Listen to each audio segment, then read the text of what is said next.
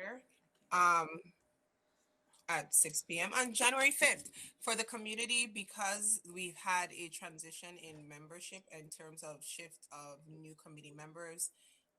We now have to reorganize and we're going to start off. Our agenda starts with our reorganization and election of a chair. As a superintendent, I'm going to start off this part and then, yes? Sorry, point of order. Can you take attendance by roll first? Oh, good job. Thank you. All right, I don't do this often. I don't chair the meetings often for a reason. All right, attendance by order, Sarah Marshall, Here. and because I'm virtual, I forgot. Laura Jane Hunter, Present. Andrew Hart, Present. Deb Leonard, Here. Bridget Honey. Here. All right, so we have all five Amherst committee members present. So we're gonna start off. We have no public comment this evening. The purpose of our meeting is to reorganize. So we're gonna open up with the nominations for chair. As I was explaining to the community, once the chair is elected, then I will hand the meeting over to them and they will continue with the reorganization of the Amherst Elementary School Committee. So I've done this two times so far, and I have a wonderful process of first we start off with nominations, and then if they accept, then we'd like to say a few words as to why they would like to be chair. You can nominate yourself, you can nominate someone else, and then we will go through and I will do a roll call vote. So I would like to open the floor for nominations. And if you could raise your hand, I can see everyone wonderfully from the angle that the camera is on now. You're watching the screen, but I'm watching all of you in your chairs. So this is a really new angle. So if That you way? could just Where's let the them. camera? That way? That way? Yeah. Oh, That way. That way? the middle one? Yep. I'm looking We straight don't down have at to- you. Okay. Okay. Oh. So awesome. Excitement. Okay. So I would like to open up for nominations of chair. Laura Jane. I will make a nomination. I will nominate Deb Leonard. Do we second? Do I have a second? You don't need No. a second. Okay, all right. Okay, wait. Sarah Marshall. I will nominate myself. Okay. Can I ask who was the second for You don't for- need for- a second. Point of order. You don't need, don't need a second? for nominations. Okay. Thank you. All right, Sarah Marshall nominates herself. Is there any other nominations for chair? Okay. Deb, would you like to say a few words? Sure. Thank you for the nomination. I see the role of the chair as a service role to the assembly, as MASC says, as well as the community and the district, and an opportunity to use what I've learned and contribute to leading the district in a way that keeps our priorities in the fore, as well as manages the business of the committee in a responsible and respectful and legal manner. Thank you. Thank you. Sarah Marshall? Yes, thank you. I nominate myself for chair because I believe members should have a choice and that I would do the job well. An essential aspect of the work of the chair is to take a holistic, long view of all the work to be accomplished during the year and ensure that all the pieces are scheduled appropriately with enough lead time for background work to happen in a timely manner. During my year as chair, I developed an annual calendar for this committee, and in discussions with the regional and Pelham chairs, identified responsibilities most efficiently carried out at joint meetings. The chair has to focus on everything, not just budgets, and I believe I have good working relationships with Dr. Z and the other committee chairs. But the most visible aspect of the chair's work is managing the meetings. I believe I encouraged all points of view while keeping us compliant with our posted agenda and open meeting law. If I ever cut off conversation, that was either in the interest of limiting our meetings to 2.5 hours, which is our policy, or to prevent off-topic deliberations.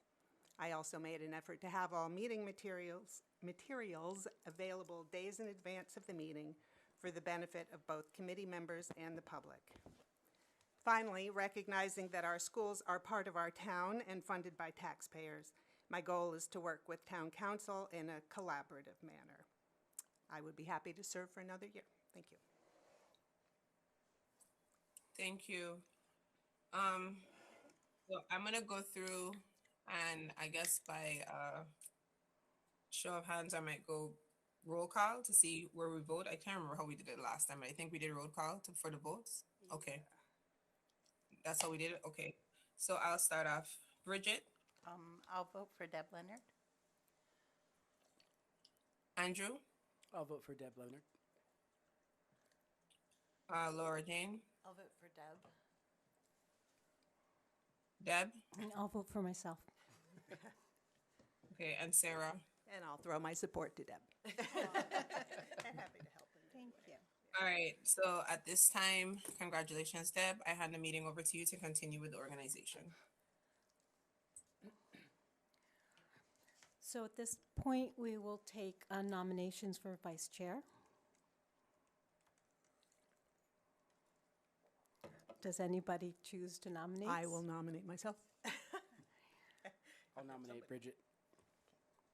I'll accept. Any discussion? I've been vice chair for this last period of time, and I've had to run a few meetings, and they've gone fairly smoothly, so I know I can do the logistical part, because all that's actually required is that you serve instead of the chair. But I also think that the vice chair can serve as a sounding board and a thought partner for the chair if and when they're allowed to, and I've always been responsive and responsible in that role as well, so I'd like to continue it. Sarah? I think my qualifications are clear. Happy to do the work, and again, give the committee members a choice. Okay, so I'm going to start from the other end then. Sarah, how do you I'll vote? vote for myself. I'll vote for Bridget. I'll vote for Bridget. I'll vote for Bridget. I'll vote for myself too, thanks. Okay. So 4-1-0, Bridget. And then our third officer is secretary. Maybe just for a little bit of context, the secretary is, as one of the officers, serves on Union 26. Union 26 is the union that hires and supervises the superintendent. So in matters regarding her contract, the Union 26 is the body that authorizes that, in addition to the Regional School Committee and the Pelham School Committee. Beyond, Can I offer a qualification to that? Yeah. I would say the Union 26 committee does not supervise the superintendent. The 3 school committees supervise the superintendent. so, But the Union 26, the hiring and the contracts and any complaints, I think, things like that. That's you. all. Yeah. so beyond that, there is been historically an option of doing the minutes, but that is not required and can be met in other manners. So that's, Dr. Z? The minutes were transitioned back to the committee. So if not the chair, then the secretary would have to do the minutes. Thank you. So, any nominations for secretary? I'll nominate Laura Jane Hunter. Do you accept, Laura Jane? Sure. Any other nominations? Laura Jane, do you want to speak to your, I'm extremely organized. I like taking minutes. Should I go closer? yeah. Sorry, I should say I'm Laura Jane Hunter. My pronouns are she, her. I always like to start that way. Thank you for the nomination. I would be very interested in this position. I feel like it would give me an opportunity to learn and grow more quickly in this role, but I'm also like I said, extremely organized, and I'm happy to take notes, so that works for me. Okay, so let's start at the other end. Bridget, how do you vote? Clearly, I'll vote for Laura. Andrew? I'll vote for Laura. Laura Jane? I'll vote for myself. I will vote for Laura Jane. And Laura Jane. 5-0. Okay, so we have our officers, and that's the entirety of our agenda. So I move No, that. no, excuse me. Oh, warrants. Thank you. So the warrants are something that one of the school committee members signs, authorizes. It is the official signing off of any fiscal commitments that we have. Payments. And we used to read them and post them, but now they're just attached to the minutes. So all the person who signs the warrants, and there's a backup person to sign them, reviews the warrant, adds an electronic signature, and all of that gets attached to the agenda. So Can you describe, because I think you were the backup, how often that happens? once. What? Once? Once as a backup. No, sorry, okay. I mean, how many warrants need to be signed in a week or a month, or? Not having done it, I do not know, but Dr. Z Okay, does. doctors. Is it like at least 4 per month? Shannon can help with this, but it is a frequent turnaround because one of the warrants that has to be signed is for payroll. So this has to be someone who is going to be able to monitor their emails, be timely, because it would impact the employment of employees. So so it is something that is frequently sent. I believe at least bi-monthly or monthly, bi-weekly or monthly. Sorry. Just to chime in, definitely not biweekly. I would say sometimes you could have 2 a week, or 3, 4. It just really depends. There's the AP warrants for paying our vendors, and then there's the payroll warrants. As Dr. Z said, those are biweekly. But sometimes we do multiple warrants in a week, and there's a separate warrant that we do our insurances on. So you could see multiple in a week. So we would access, this is someone who is going to monitor their school committee email and be ready, and then the backup be someone as well. So this, because I focus on the payroll, but we also have to pay vendors and everything else. So I wouldn't want us to halt any operations because the warrants weren't signed. Okay. Question. I have a question. The person, so I would volunteer for this position, but I also would want to make sure that, like, how much of the checking of, like, is everything right is the responsibility of this person? Or is it everything's right and we're just signing off on it because we're the school committee representative? So I had that question when I attended an MASC workshop or training, and it's a bit of a balance, according to them, that you shouldn't sign anything that looks unwarranted, for lack of a better term, but also that it comes to you upon recommendation of the business office, having gone through all the channels before it gets to you.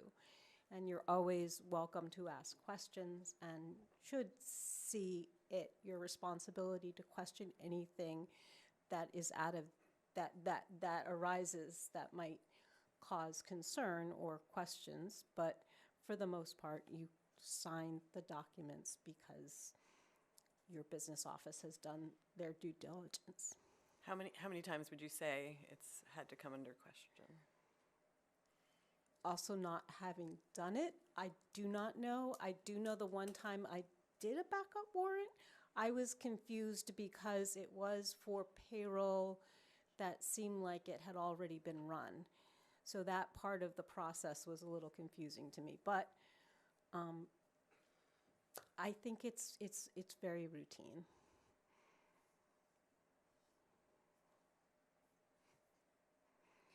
So it sounds like we have a volunteer in Laura Jane Hunter. Unless anybody else wants it. You got it. And then anybody want to do backup? I can back. And Sarah Marshall. Thank you very much.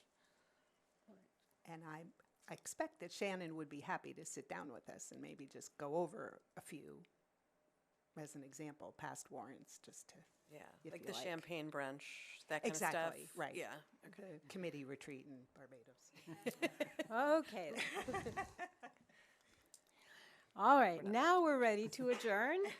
So I move that we adjourn. Second. Okay, and I don't think we need to do roll call vote because we're all here. So everybody in favor?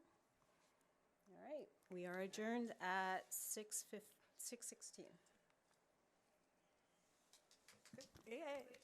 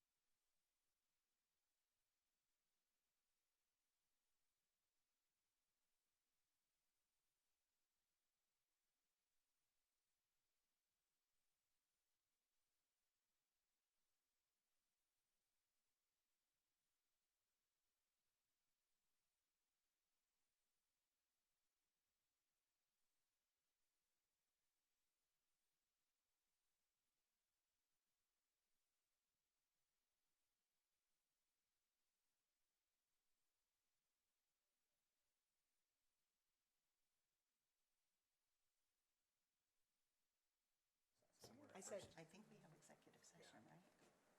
I think We anyway, do. well, I don't know. There's a login screen, but it doesn't let me log in. But they're terrible because I did it myself. Oh, not yet. You may need some. I know, and I'm gonna do it, see? I don't know if okay. you need a privilege to add or edit. All right. Okay. I will call the meeting of the Regional School Committee to order at 6:31, and we have virtual members. So we'll do a roll call vote. Attendance. Sarah? Here. Deb? Here. Laura Jean? Here? Andrew? Here. Bridget? Here. William? Here. Sarah Beth? Here. And Tim? Here. Excellent. Okay. Our first order of business is public comment, which I didn't receive any, nor is anyone here to share with us. Next, I will move that the Amherst Pelham Regional School Committee now enter executive session pursuant to MGLC 30A, Section 21A, Purpose 3, to discuss strategy with respect to collective bargaining or litigation with D. Reed if an open meeting may have a detrimental effect on the bargaining or litigating position of the public body, and the chair so declares, and I do declare, and to approve minutes in accordance with open meeting law, MGL-C 30A, Section 22, with the intention to return to open session. Is there a second? Second. Deb. Thanks, Deb. Okay. Sarah. Yes. Deb. Yes. Laura Jane. Yes. Andrew. Yes. Bridget. Yes. William. Yes. Sarah Beth, yes. Tim. Yes. Excellent. We are now in executive session. We shall return. Is there a link to Tim, executive session? Tim, I asked Megan to send you the link. Thank you. Okay. All right.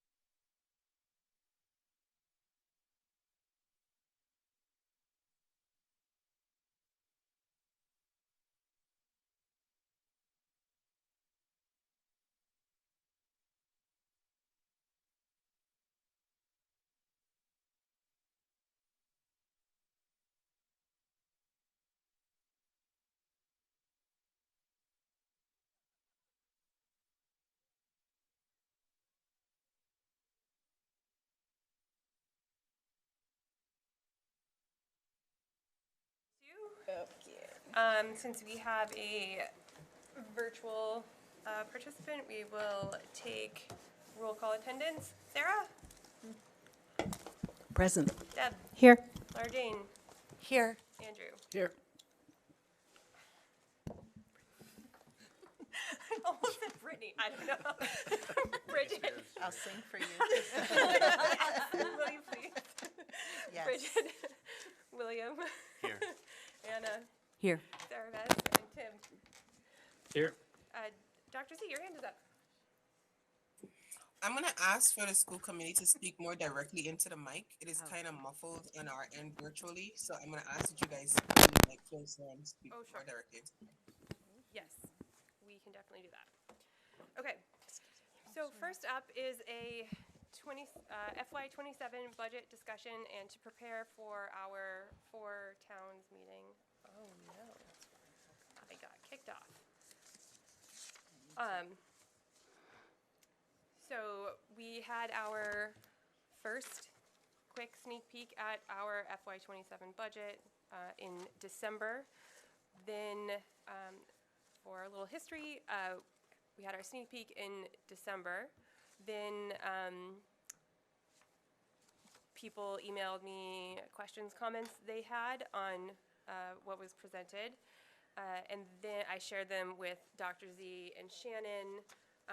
The answers to those questions have been posted to board docs for tonight. We also, oh good, okay. There was a memo that came out shortly after our meeting that from Shannon, our Director of Finance, which has been attached to board docs as well for reference. Our conversation tonight is about preparing, talking about our answers for our questions, preparing for our Four Towns meeting at 8 a.m. on Saturday morning. We did have to bump our originally had been scheduled for 9 a.m., but our friends in Shutesbury are finally getting to open their library. So we're very excited for them and also meeting early. Yes. Is the meeting at Shutesbury? In the new library? No. Oh. No, That's what I thought you meant, we will be sorry. meeting here, but Okay. Shutesbury, we bumped ours Here up or middle school? at the middle school, in our middle school library. And a few other pieces we wanted to touch about for our conversation tonight is, as a quick overview, the Budget and Audit Subcommittee met someday before today. Friday. Friday. Friday. Days are weird right now, getting back into work. So we met Friday and talked about how preparing for this conversation and preparing for our conversation on Saturday. And we talked about preparing for our future budget conversations. Sarah has one of the pieces of that conversation was some sample budget guidelines. I have a whole spiel. Perfect. So Sarah, would you Should like we to start start with there? that? Yes. Okay, sure. Thank you. So the Budget and Audit Subcommittee it consists of Sarah Bess and Tim and myself.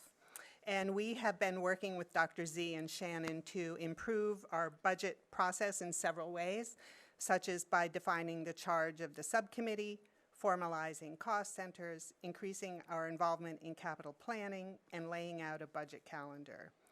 An important additional aspect of the work is making more explicit the roles and responsibilities of the regional school committee and the superintendent in developing the annual operating budget. The subcommittee and Dr. Z are in agreement that the regional school committee needs to take responsibility for and ownership of the budget and not wait for the central office to present a draft to us and the public before offering our opinions and priorities. This recent relatively passive practice is unfair to Dr. Z as it leaves her to guess what might be acceptable to us and then vulnerable to public criticism when the draft is presented. It also unfairly burdens the finance director to ask for multiple iterations of the budget. Rather, the subcommittee believes that the entire school committee should offer its priorities for educational goals and programs at the outset and let Dr. Z, as the chief executive officer and educational leader, develop a budget that supports those priorities. In addition, during this era of revenue shortfalls and budget cuts, we, as the elected officials, need to offer guidance as to the level of reductions to be made. And we will discuss the reductions later. But what we want to propose now is that this committee move towards developing budget guidelines for the superintendent and the administrative team. Town council develops guidelines for Amherst's town manager, and perhaps the other towns do something similar. So attached to the agenda is a brief document, I think, called Sample Budget Guidelines, which are exactly that, just sample guidelines to stimulate our thought. That document is not a draft for consideration as potential adoption.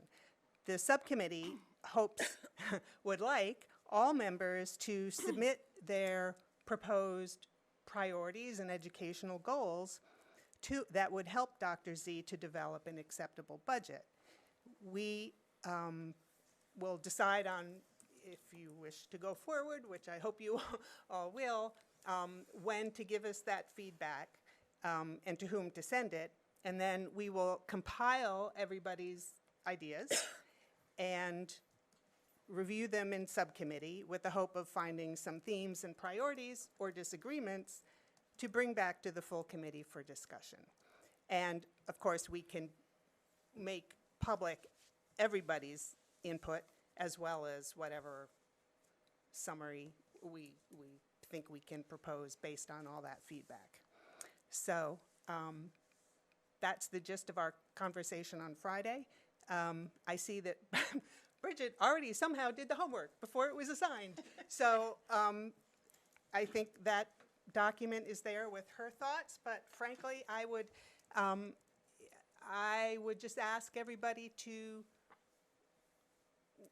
just start with their own thinking about priorities rather than having, being anchored by anyone's ideas. I think we all stand on a level playing field. So I thank you for that, but I guess I feel it was a little premature, but. Yeah, no, Yeah. thanks, Sarah. I think the budget guidelines are a really crucial piece, and Probably closer. oh, sorry. Yeah, I was just tuning in at the end of your subcommittee meeting, and I thought that thinking about budget guidelines was great and was a good idea. And then I saw these, and I thought that you were like presenting them for us, and I said, okay, I have so many, like, what Oh, are our yes. past practices, first off? Like, because we have historical practices, we have practices that we can't listen tonight, but that are guided legally through our town charter, et cetera. So like, I thought, okay, what are all those different pieces and how do they come in here? So that's just some of the food for thought I put in that document. But I really, short of commenting on that, one thing that I want us to really think about as we make a process is also being conscientious not to veer far from first our, like, sort of our legally required and mandated process that needs to be democratically put forward, and the expected process in the community of having the budget book, knowing what the cuts might look like at different levels. It's very hard for us to just say, oh, this is what the numbers are, and not know what that means in real terms, in terms of what that would mean for the instructional capacity of the school committee. Because our number one job in voting a budget is to make sure we're developing and delivering a sound educational program. Let me just explain a little more about the sample budget guidelines. There are things I developed basically off the top of my head during the meeting to read to Dr. Z to ask, is this the kind of thing that would be helpful? Is this too general, too detailed, or is this what budget guidelines would sound like? And her answer was yes, that would be very helpful. They were not offered as specific. Yeah, it just, yeah. Any other? Deb had her hand yeah. up. Yeah, so I'd like to point out, town council has already had its budget forum for this upcoming year. So that preceded the drafting of their budget guidelines. If we're going to change the process, we really need community input. That's required by the charter. We can't create budget guidelines prior to a budget forum, in my mind. I think that's a real conflict with the town charter as it exists. We're not governed by the town charter. This is the regional school committee. You used it as an example, the town, Just as a precedent for bodies, the elected officials giving guidance to the chief executive. so That's all. you're saying that because we're not guided by the town charter, we can expend, or we can decide on how to direct our executive to expend $20 million of town funds without community input. No, we do have to have a public forum, but I don't believe there's anything in the regional agreement or our policy that addresses that concern of yours. I would say if we want to make a regular part of our process, developing budget guidelines, we should be doing it in the fall. I mean, it's certainly not ideal to be doing it now. But the requirement for a public forum is on the draft budget, not on guidelines, as far as I know. So, part of what our conversation on Friday was that, we have come into this budget cycle differently than I'll just speak for myself, all of my past experience, right? So we had our Four Towns meeting very early. We are not talking about the assessment method when we have our Four Towns conversations. Our Four Towns meeting was a very collaborative conversation, which is how we've continued to move through this process. So this is a year of change and trying to put some procedures in place that have authority in the correct buckets, right? So our job as school committee members is the overall budget and the educational goals, and the superintendents as how that gets done, right? So we have to start somewhere, and part of our conversation on Friday was about this is the beginning of this conversation and how to continue to move forward. So the school committee has its authority where it needs to. We are the ones setting the conversation about the guiding principles, right? And that the superintendent is the one that figure out how to make it all happen. Dr. Z?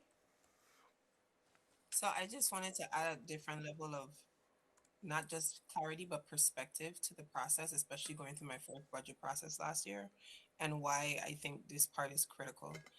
Each of you, all 9 or so of you, sit on the regional school committee, and the goal of the per law of the school committee is to, 1, make sure you outline what the broad educational goals are, but 2, the budget is really under your purview.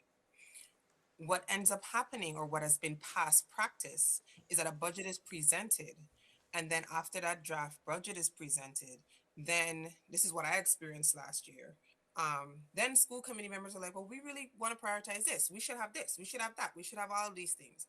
And really, honestly and truly, what Sarah was presenting was an example of an established process that individuals can look to, which is the fact that guide us into what you feel are the budget priorities or priorities of the budget in the development, right? If so, when she asked the question about social emotional wellness, mental health, and called out those specific areas, I said that is helpful for us because as we sit to work with school leadership teams to have the discussions to look at numbers, we're able to make sure we align the budget to what the priorities of the school committee is because you set the broad direction of what the district is supposed to look like. How that happens is the role of the superintendent and the administration.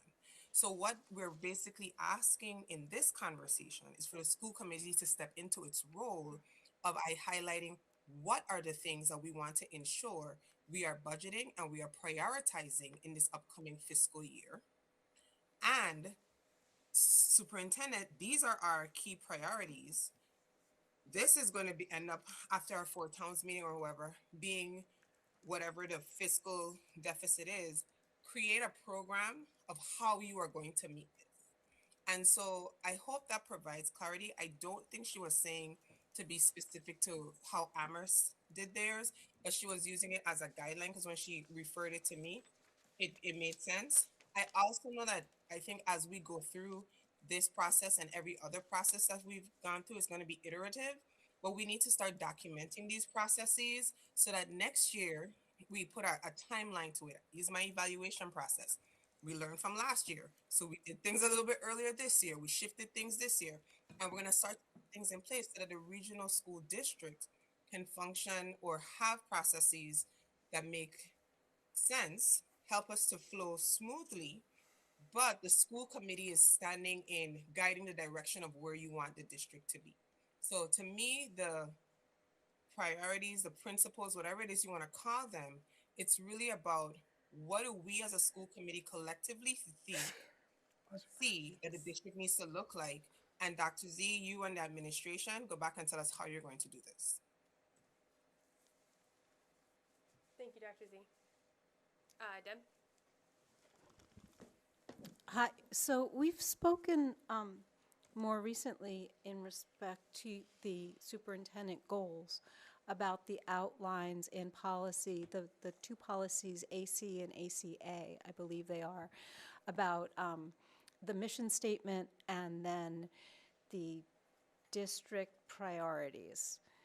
And so my interest is integrating these pieces more rather than, I think one of them has 9 points and the other is 10 points, and we're supposed to come up with a series of goals for you that matches that. And then there's goals already in the beginning of the budget book. So I guess my concern is that we just have so many statements that we wind up having none. And so I would love to integrate them somehow in this process to have a higher level or more global or more even unified. If we want to repeat the same ones in the different policies, in the goal setting, that makes more sense than just adding, like I said, 10 on one, 9 on the other, and then I think in the beginning of the budget book, there's another close to a dozen. So I'm very concerned that, as you say, in attempt to own the responsibility, the direction, we just keep adding words and not adding synthesis. I'm going to let Dr. Z and then Sarah. Sure, thank you. It's policy ADA, which it has their broad educational goals, and AD, which has the mission statement. ADA has about 9 to 12 broad educational goals, and then 4 of them are listed as school committee priorities. AD, the mission statement, has about 10 or 12. So even if, just to say, in terms of your example, Deb, if the school committee decides that they want to pull from those and then come into specific focus areas, like go under there and say, we want to focus on mental health. We want to focus on curriculum development for gender inclusivity. Like whatever it is that is just at this point is provide us with a clear direction. I do agree that we should start aligning our practices to what we have established. I think this is just a starting conversation and trying to figure out, even if the conversation is, we're all going to talk about focus areas that we all want to see. Budget and audit subcommittee, can you align them to ADA, where you're saying out of these broad educational goals, these are the 5 and these are specific priorities. I think Bridget had something in there about keeping practices and different things in her document. So it's all about how it is. We just would like the guidance. That's my suggestion. Go ahead, Sarah, and Yeah, then I have an idea. Right, I think the broad educational goals that are in policy and the mission statement are very high level, and those are true every year, but the budget guidelines are our chance to say, based on what we see going on in the district, what we've been hearing about, what we learn about, these are things that we want particular attention paid to. For example, sample number 4, strengthen administrative processes and accountability systems. If there's one thing we've been hearing for years, it's we need to hold everybody accountable for complying with the policies and the processes. Well, if we still believe that, then we might want to call that one out. So we have to give, I think we need to give the superintendent somewhere to start, like to be sure to do this bunch of things, because that's what's important to us. It's our job to articulate what we think our students, our system needs at this moment in time next year. And there, from time to time there will be emphasis on this thing rather than that thing, or, as events dictate. So I have myself, William, and then Deb. So I think when... And Tim. Sorry. Tim, I'm sorry, thank you.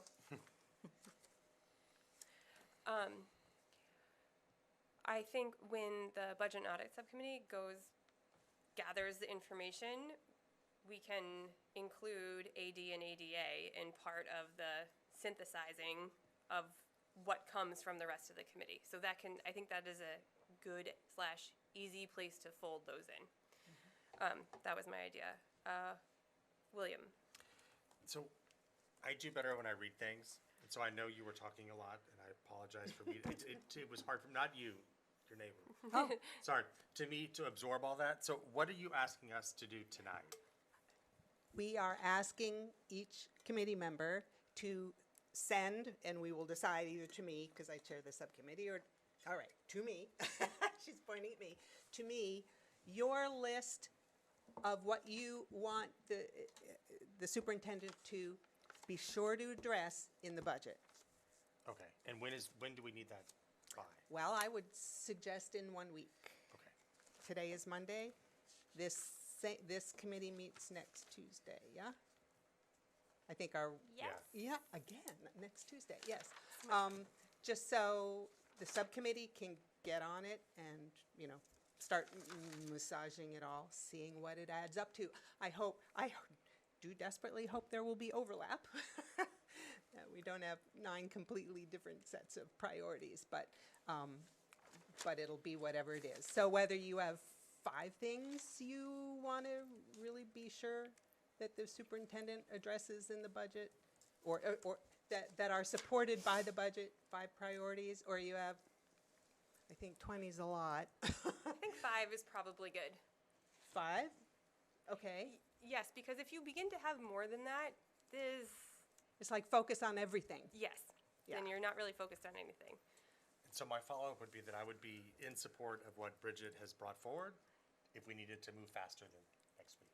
That was That's great, but I hope every member can also just not rely on somebody else's work Oh, no, initially, but I really because of- like her work. Yeah, no, Not I'm relying sure on you it. do. I I'm sure you really do. appreciate her work, and I have read through it and stuff, so I would be comfortable, if we needed to move faster, I'd be comfortable moving forward with that document. If we don't- want to move slower, then Well- I will present that document as what I would like to, right. Well, then my you can guidelines, just so- email me so I know Yeah, you've totally. responded. Perfect, will do. Okay. Thank you. Is I'm that, gonna let, oh, sorry, Sarah, go ahead. well, just, is that everybody understand the assignment? I don't. Deb doesn't understand, you, But- to articulate, But articulate. Sarah Hold on. Best is calling the order of things. So I was gonna let Tim go Yeah. before Yeah. Okay, that's fine. Deb, Yeah. because Deb's had Yeah. some floor time. Tim? Thank you. I wasn't at the budget and audit subcommittee Friday. That was my error.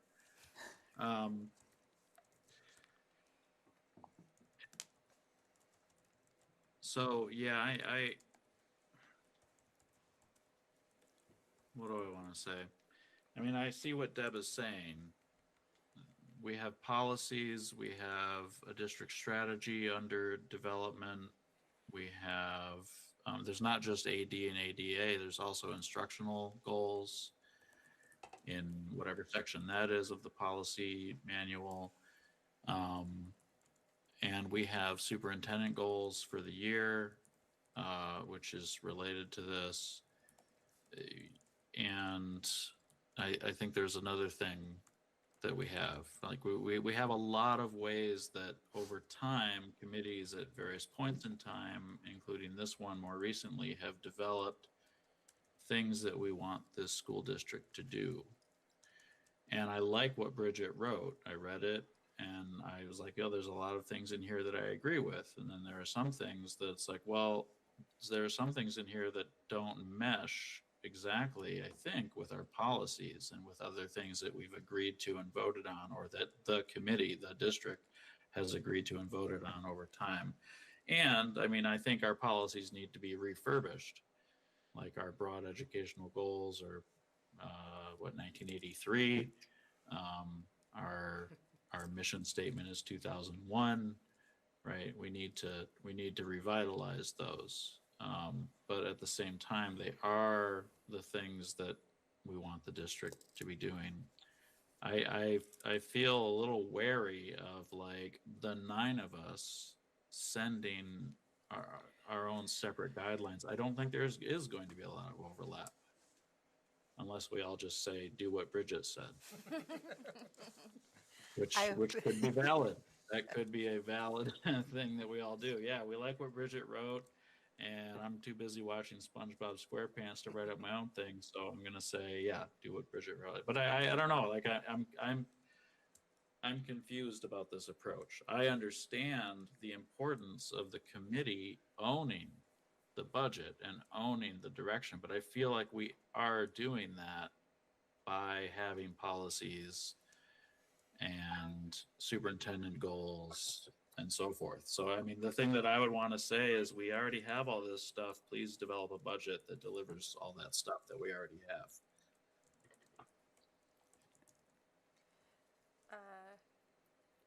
Deb? So I'm not trying to be difficult. I'm a little concrete in these ways. Sarah, you said that some of these policies are higher level than the kinds of things you're looking for. And I don't see the difference between the 4 that you've come up with and the ones that are in policy. So if you are looking for something more prescriptive, I need more guidance on the assignment. Or I can do what Bridget did, because I also feel like that pulls together the pieces nicely. Where to start? So I think people are free to, you don't have to reinvent the wheel. If there are pieces from our policies, from the superintendent goals, for the strategic plan, whatever else that you think are really important for this to maintain or implement, or be sure we get that thing done in the coming year, you can just pull that information in. I mean, we're not asking for, hopefully no, we're not going to end up with a document or a list of priorities that just conflicts with everything else we've already been doing and saying in the policies that we have. I don't imagine that will happen. And, you know, this is our first time through, and it's a little bit last minute, but let's see where we get. I think, in fact, I think a few months ago when this subcommittee presented its draft charge, it was Deb who said, what about budget guidelines? Yeah. Yeah, so we're trying to do that. So let's try, and we will learn from this experience, like we're learning, you know, to do the superintendent evaluations better, and we'll improve over time. So I would like to hear from everybody. If all you want to do is say, I like Bridget's, but maybe you could say, I really like numbers 1, 8, 9, 10, and, you know, something.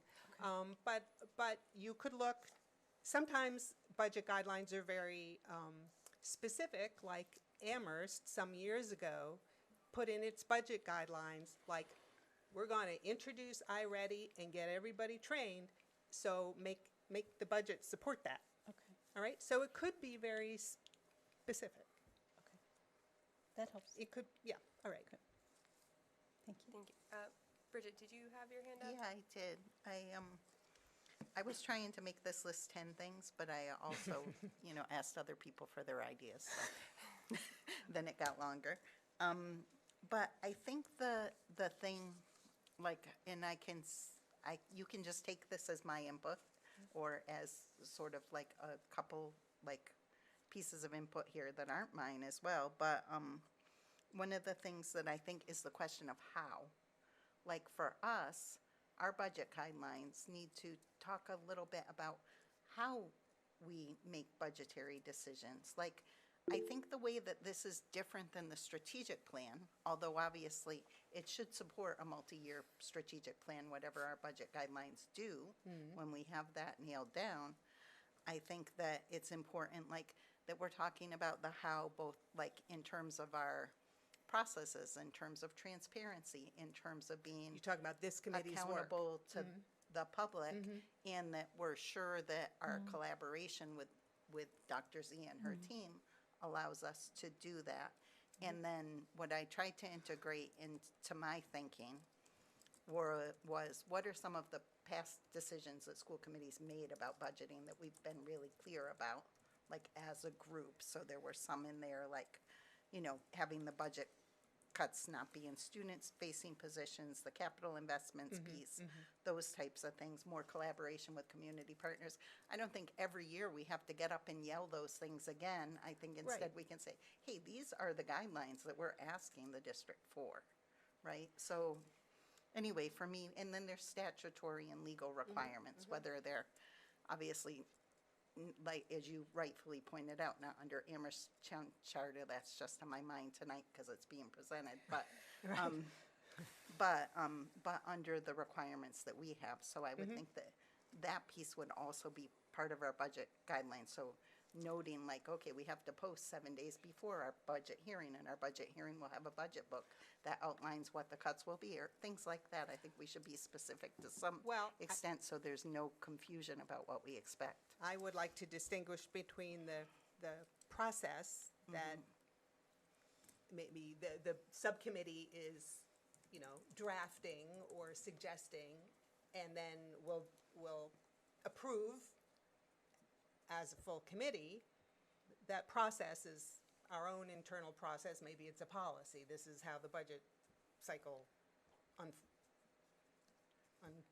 unfurls for us. But the guidelines, what at least Sarah Bess and I, Tim wasn't there, are hoping to develop is a document for the superintendent specifically about drafting the budget, not what does the budget book look like. I mean, I want to also have that discussion, but she needs our direction.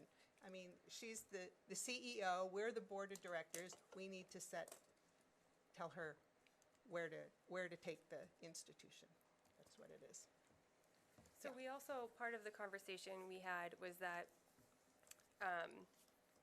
we need to chunk this process, right? Because we're kind of reinventing the wheel this time through, and we need to chunk the process in a way that is sustainable. Do I think we should have all of those, like the procedures and the guidelines all in one place that very clearly organizes everything?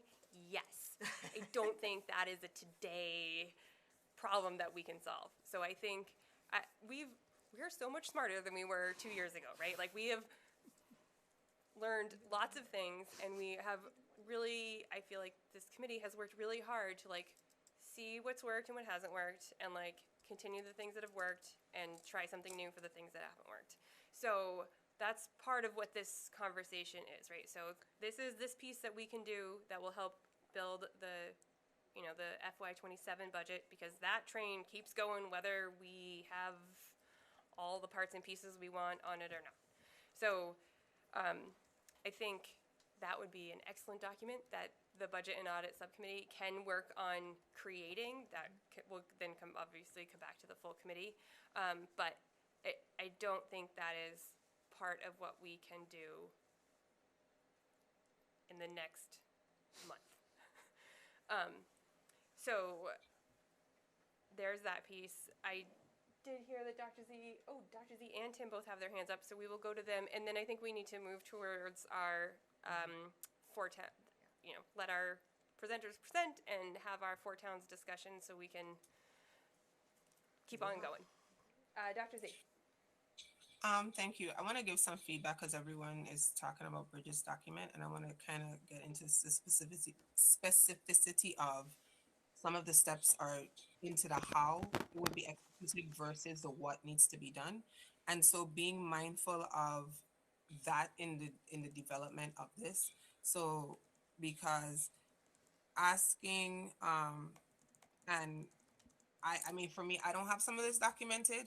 So for example, 2 and 3, where we're talking about prioritizing social emotion and mental health supports and things, that to me is clearly a guidance step. Like number 2, maintain, like prioritize, maintain. But then when you get into certain steps, we're getting into the specificity of how we're crossing into a different level and steps. I just want to make sure that that type of feedback is given, just being mindful of that. And I want to go back to something Tim said earlier. There are a lot of things that this school committee has voted upon that has budgetary impact that is not listed on this document. For example, the professional development training for welcoming schools that you guys want us to prioritize, that we as a team have to figure out every year or figure out how to fund. Like when you pass certain initiatives and you pass votes that are unfunded, this is your opportunity to say this was a priority enough for us to speak on it. We need to make sure that we have identified that it's a priority for us. So those are the things that I need, like those are the things that we want to make sure is addressed in a lot of these conversations, in terms of, hey, these are our priorities, these are how we want things to look, and this is where we want to make sure our funding goes towards. When you ask for development of a dashboard, you have to make sure you have the funding for the dashboard identified. Like there's different things that this school committee has called forward that you need to make sure that the funding is available for. So I hear everyone is referring to one document. I just would like to say, I think that there needs to be time to sit back and reflect and say, like, what are some things that I have tried to push for? What are some things that I would like to see? And then also making sure that some of the initiatives that you're writing upon are regional specific, and not if you sit on an elementary district, it refers to things that might be a priority for the elementary and you're applying to the region. So I just would like to put those things into perspective as well. Thank you. Tim? Well, so I guess another thought that I've had is that I feel a bit at a disadvantage as a member who has been on the committee for only 7 months, and I don't have the institutional knowledge that other committee members will have and will be able to send to Sarah. So there's, not having a list of options or a choice architecture presented to me is a little frustrating. I don't know. The other thing too is that I don't know enough. If I decide to send a list of 5 priorities that I think are in the best interests of the district, in the best interests of the students, and particularly from the perspective of Leverett, I don't have enough institutional knowledge to know what opportunity costs I'm incurring by focusing on those 5 things. And I think that the work of, coming to, if it's the case that we've made decisions that impose additional costs or that require additional costs, then I don't see why we would need to send those again. Those should just come up in the budget, like we made those decisions in the past, like with the policies, like any discussion that was had to do with the strategy and development, like any deliberation that was done to do with superintendent evaluation. Like, it makes sense that all of those decisions would cost money and take time and work of district staff. Like, I'm not blind to the fact that the things that we ask of the district require real work and talent and money.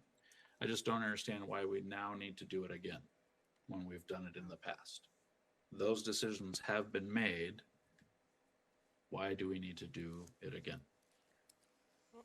Sarah, final thoughts, and then we'll move on. Yeah. I would say that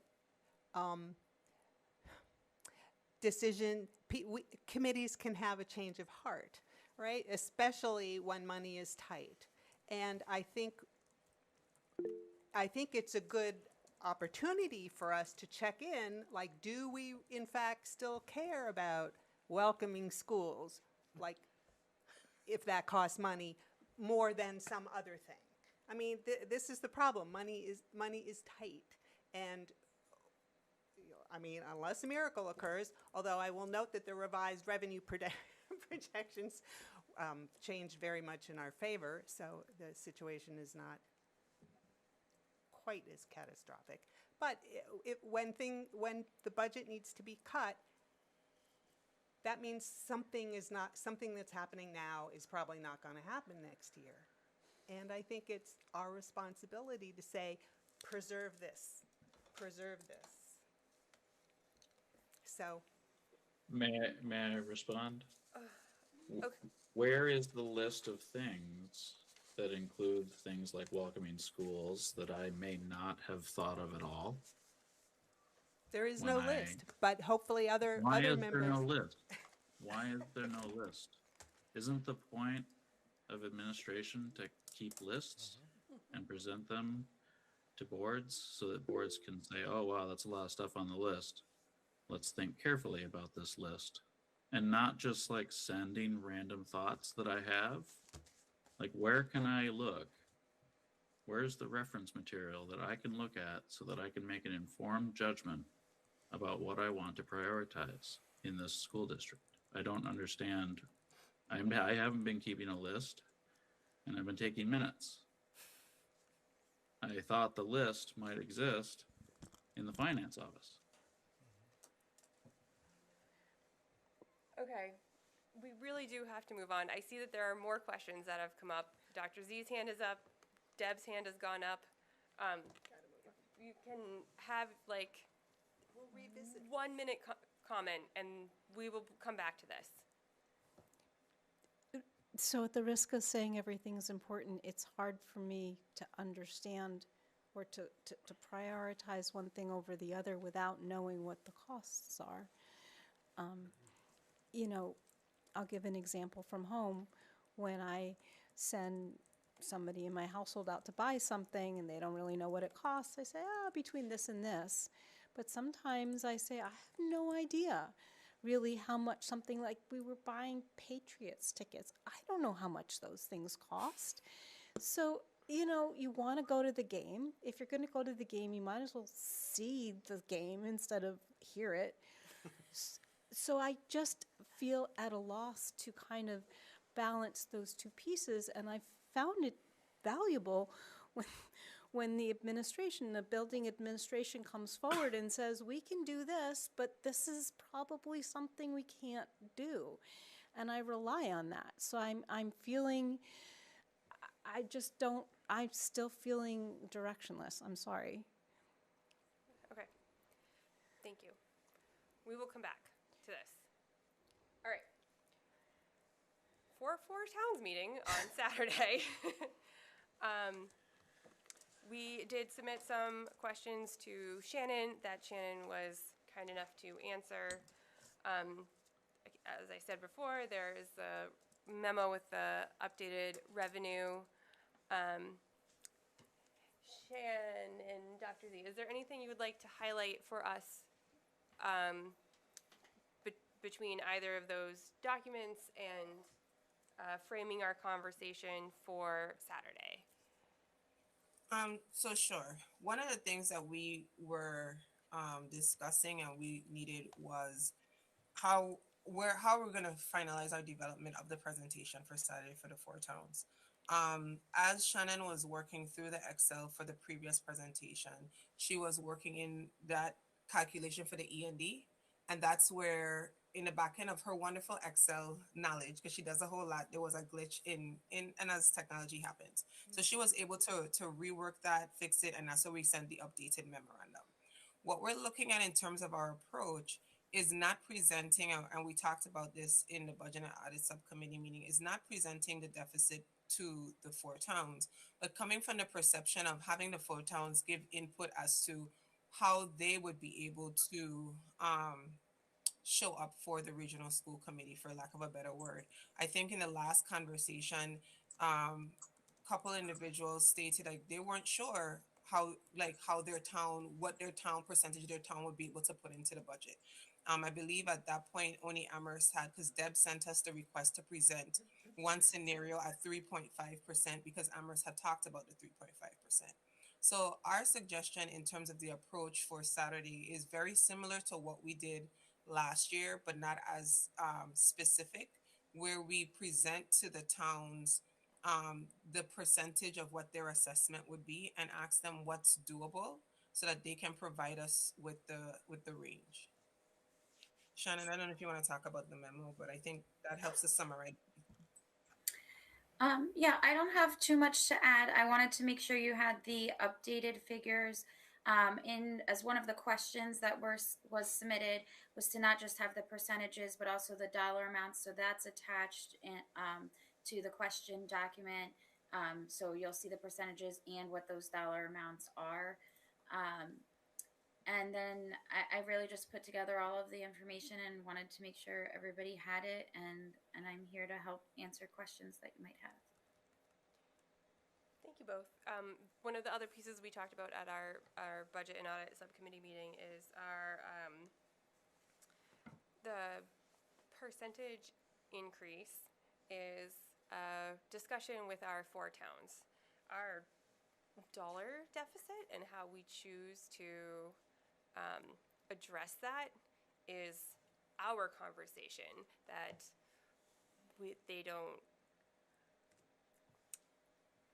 they're not on school committees, so they don't get to tell us how to educate our children, right? So that is the thinking for the conversation on Saturday, right? We'll have our FY27 budget that we can have conversation about. We can look for feedback on, as Dr. Z stated, how the Four Towns can show up for the region. And the other thing I am going to ask the towns about is, at our last meeting, we asked for representatives from each of the Four Towns to come up with a representative to work with our fiscal sustainability group. But I haven't heard back from any of the towns. So I'm hoping that they can come with a person that can work with our subcommittee to continue that work together. Yeah. Oh boy, okay. Anna? So I think even going to the towns and saying, how much can you afford, is a little even difficult for the towns to answer. There are some finance committees and some town councils that will say we can't afford more than 3.5%, but then when you go back to them and say, okay, well, here's the budget, and that means reducing employees by 40 eliminating 40 employees, 3 programs, and 2 after-school activities, then the towns suddenly say, that's not acceptable. We have to do something else. I'm sure we can come up with some more money. And so it'd be really helpful, I think, if there can be some sort of hard evidence, like hard description about what those costs mean in reality for the district. So, like, how many full-time equivalents would need to be reduced with a $2 million reduction in our costs?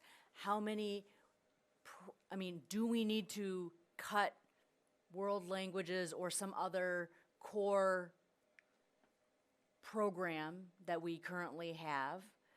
Do we need to no longer provide transportation to X, Y, or Z? Like, what are the types of expenses that we would no longer be able to afford if we had this much money cut from our budget? And I understand that without priorities about what we think we absolutely have to fund, that makes it very difficult. But I think from an educational perspective, there can be like, okay, if the district cut this from our programming, that would destroy the educational fabric of the district. And as a superintendent, I would not support that kind of cut. And so I think that you could come up with certain types of cuts that you might, given the opportunity, put forward first as things that you would eliminate because of its smaller educational impact and structural impact on the district, that would be more helpful when we're presenting it to the 4 towns. So I think, and for school committee members, I think this is also very true, and maybe even more true, when we're looking at a budget and saying, well, what can we bring back to our towns to say, we really want you to support this, but if we don't have any of the details, we can't go to the towns and say, we really need this 11% increase over last year, because if we don't do this 11% increase, we're gonna lose this, we're gonna lose this, we're gonna lose this, we're gonna lose this. That's more compelling when you make that argument than we really need 11%. No, I can't tell you what we're gonna use that 11% for, but we really need that 11%, otherwise it's gonna be this big disaster.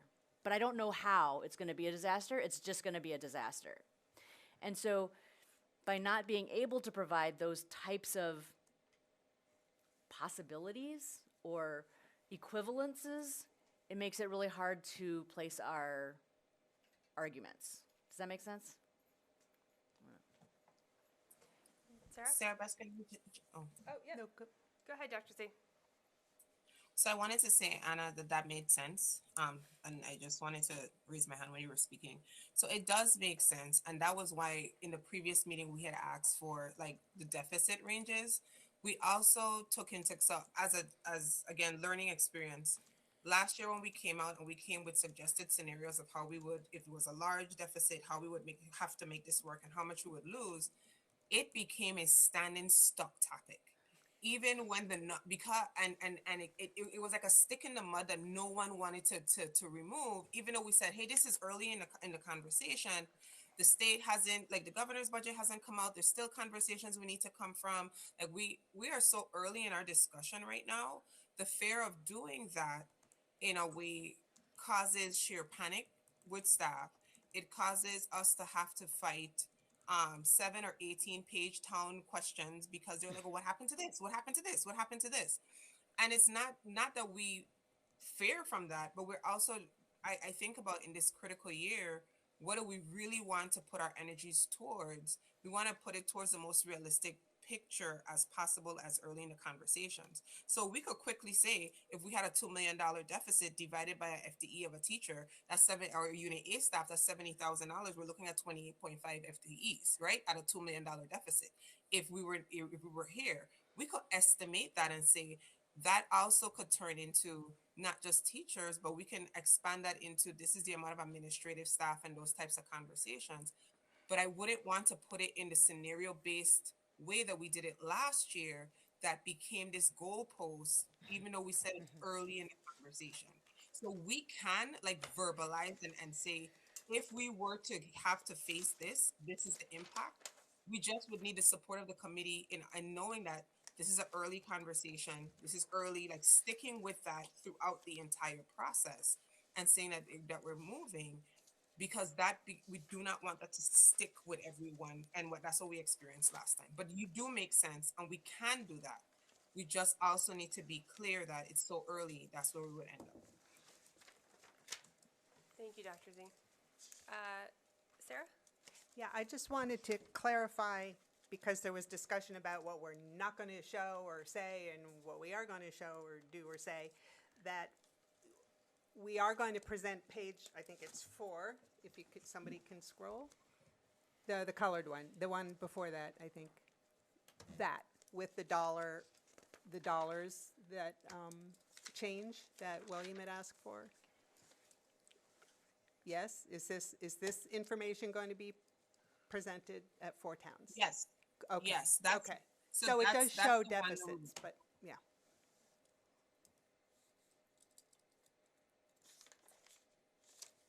because I think William's question to us was because it wasn't just about percentages, like just what that percentage equal to, so that individuals could see what they're. So that's what we would end up creating a chart where we're showing the percentage and what the assessment would be, and that's what we would present to the 4 towns. I think Anna's question was if the towns say what they're comfortable with and we're operating as a deficit, we also need to be able to tell them what that deficit is going to do to the instructional programming.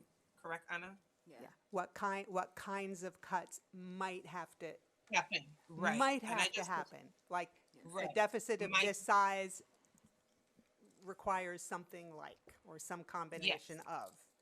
But Yes. and context, like for, if I can say, if you, I forget how many teacher unit A's. 28.5. $2 Okay, million like if that's the entire equivalent to the entire arts faculty or performing arts I mean, something like that. I don't know how many teachers, they're not going to know how many, 28 out of how many, you know, it's like, so some context for that. Yeah. Yes. Okay, so I have Bridget, Tim, and then William. Perfect. And Deb. My point fits great in the conversation right now. Perfect. Because I was going to say, first and foremost, I really appreciate this slide. I think it's so well done and very clear and put out very well. And the other ones that I really liked are those slides at the end about the FTEs and the different towns. And one thought that I had is a previous superintendent, and I can't remember the numbers that went with it exactly, but they would say each $1 million is this many FTEs. And then that would give you an idea what we're talking about. I mean, in the end, there are decisions. Does that mean we do away with AP? Does it mean we do away with something else? If that's the position the town puts us in. But also, the towns deserve the opportunity, you know, the same way they would with fire, and knowing, oh, these cuts mean we can't run fire department 24/7. They need to know we can't run school 5 days a week. Maybe we're looking at 4 days or something like that. So I agree with Anna, like having some concept, because at the end of the day, our budgets are our values, and what we're putting forward as a town and spending our taxpayer dollars on. So we need to know what would happen to things we value under different scenarios. Thank you, Bridget. Tim? Yeah, I also support what Anna said. I think Anna was spot on, and I'm prepared to, you know, as a committee member, remind people and communicate repeatedly that these are all preliminary thoughts and projections, that we have many different paths that we could take to the final budget, and then ultimately the impact that that will have on education. But I know in my town, in Leverett, that, you know, the select board members and many of the finance committee members are very familiar with this process, and they need to know specifics. So I mean, some of them may want to impose their own wish list on the education they would wish to see, I'm prepared to remind them that that's the school committee's role in collaboration with the superintendent, not the finance committee's role, and not the select board's role, et cetera. That's a conversation that I can have and have had over and over again, right? So, but if there isn't something tangible for them to talk about at the Four Towns meeting on Saturday, they're really going to be frustrated. I mean, we're on the horns of a dilemma. There's no good way out of this dilemma. Either we give them tangible options to think about and discuss at the meeting that they may then latch on to later, and we have to, shake them free of it with all of our rhetorical force, or we don't give them tangible options and they will be super pissed off about it, and they will not let go of that feeling, which I hear repeatedly over the years. Why don't the school committees give us more information? Why don't the school committees give us more information? I dream hearing that kind of phrase.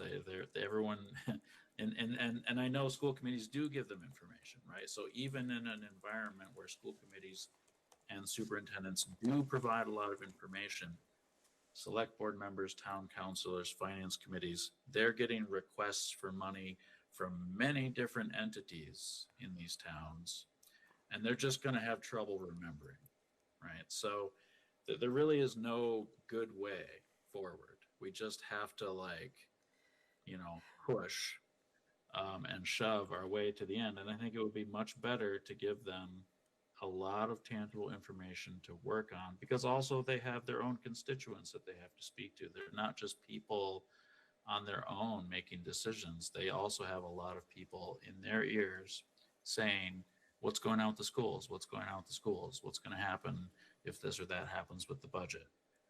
They are under a lot of pressure from now until May, and the more we can give them to work with, the more they can mitigate that pressure and ultimately do a little of our work for us, which is communicating with people who will ultimately vote on these budgets. Okay, so, Dr. Z, I see your hand. I have a few people on the list, or do you need to respond to something that's already been said? No, I wanted to do a recap because I didn't know you had a long list. So I'll wait till the list is over, because I'd like to do a recap of everything we heard so that Shannon and I could develop a presentation and email it to the committee. Great, thank you. William. So thank you, Shannon, for pulling those numbers out. I'm really bad with numbers, so my only last request would be, when we have the percent increase and then the second chart that you put down there, it has like the total number of, is there a way we could have it to where it's 130,000 more, it's 180,000 more, it's 120,000 more, like Just the change. just the change? Like, we have the percent change, but we don't have the dollar change.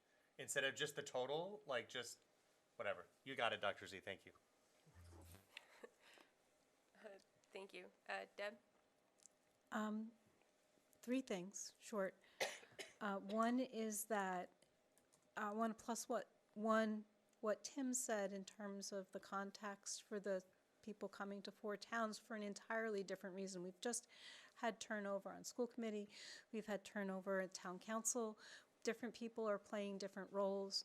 So it stands to spell out things for everybody, what these mean, without committing to giving away our decision making.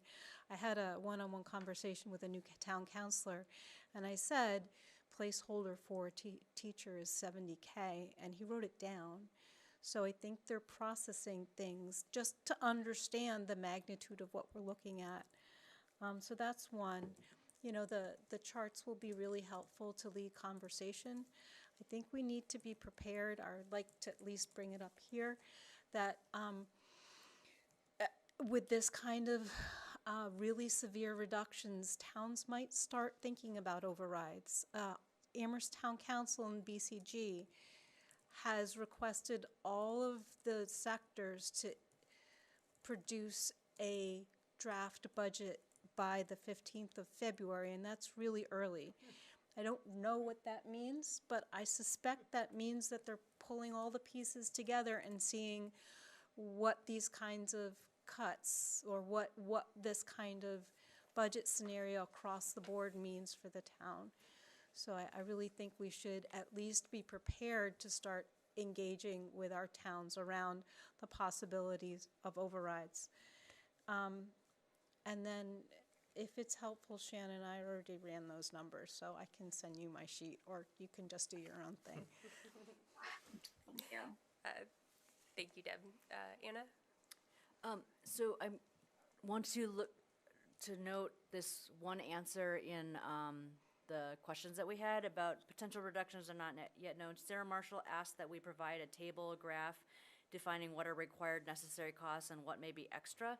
So I wanted to say that I think that would actually be really, really helpful, and especially the things like post-retirement benefits, health insurance costs. And I know that health insurance does partially depend on the number of employees, but a lot of these like uncontrollable costs, the ones that we don't have any choice over, they will be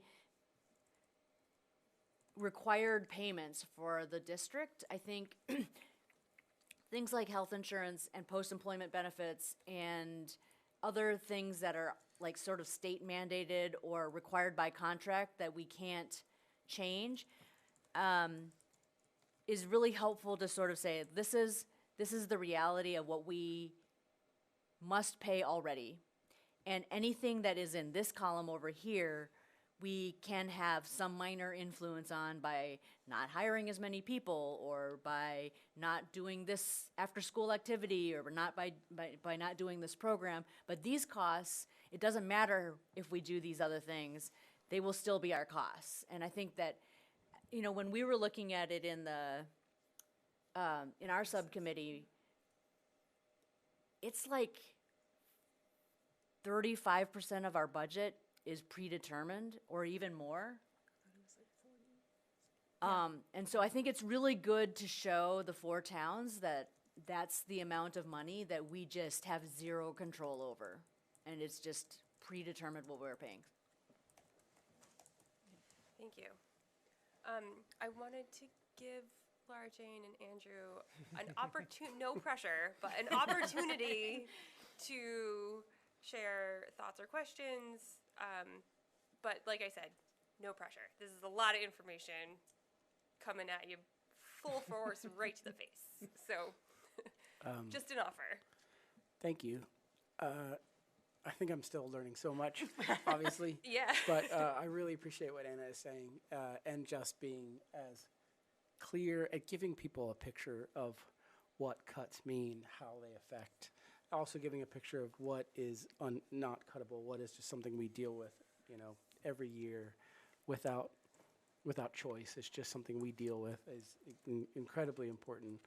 And I think, yeah, just want to echo the good idea of allowing people to picture in their head what that means without it being a percentage or using language that is clearly just financial, but is just like, is our people, you know, services, programs. I really appreciate that. Thank you. I think my only kind of central question is, so I went to one 4 towns meeting already, relatively recently. I feel like it was November. What is the stated purpose of these meetings overall?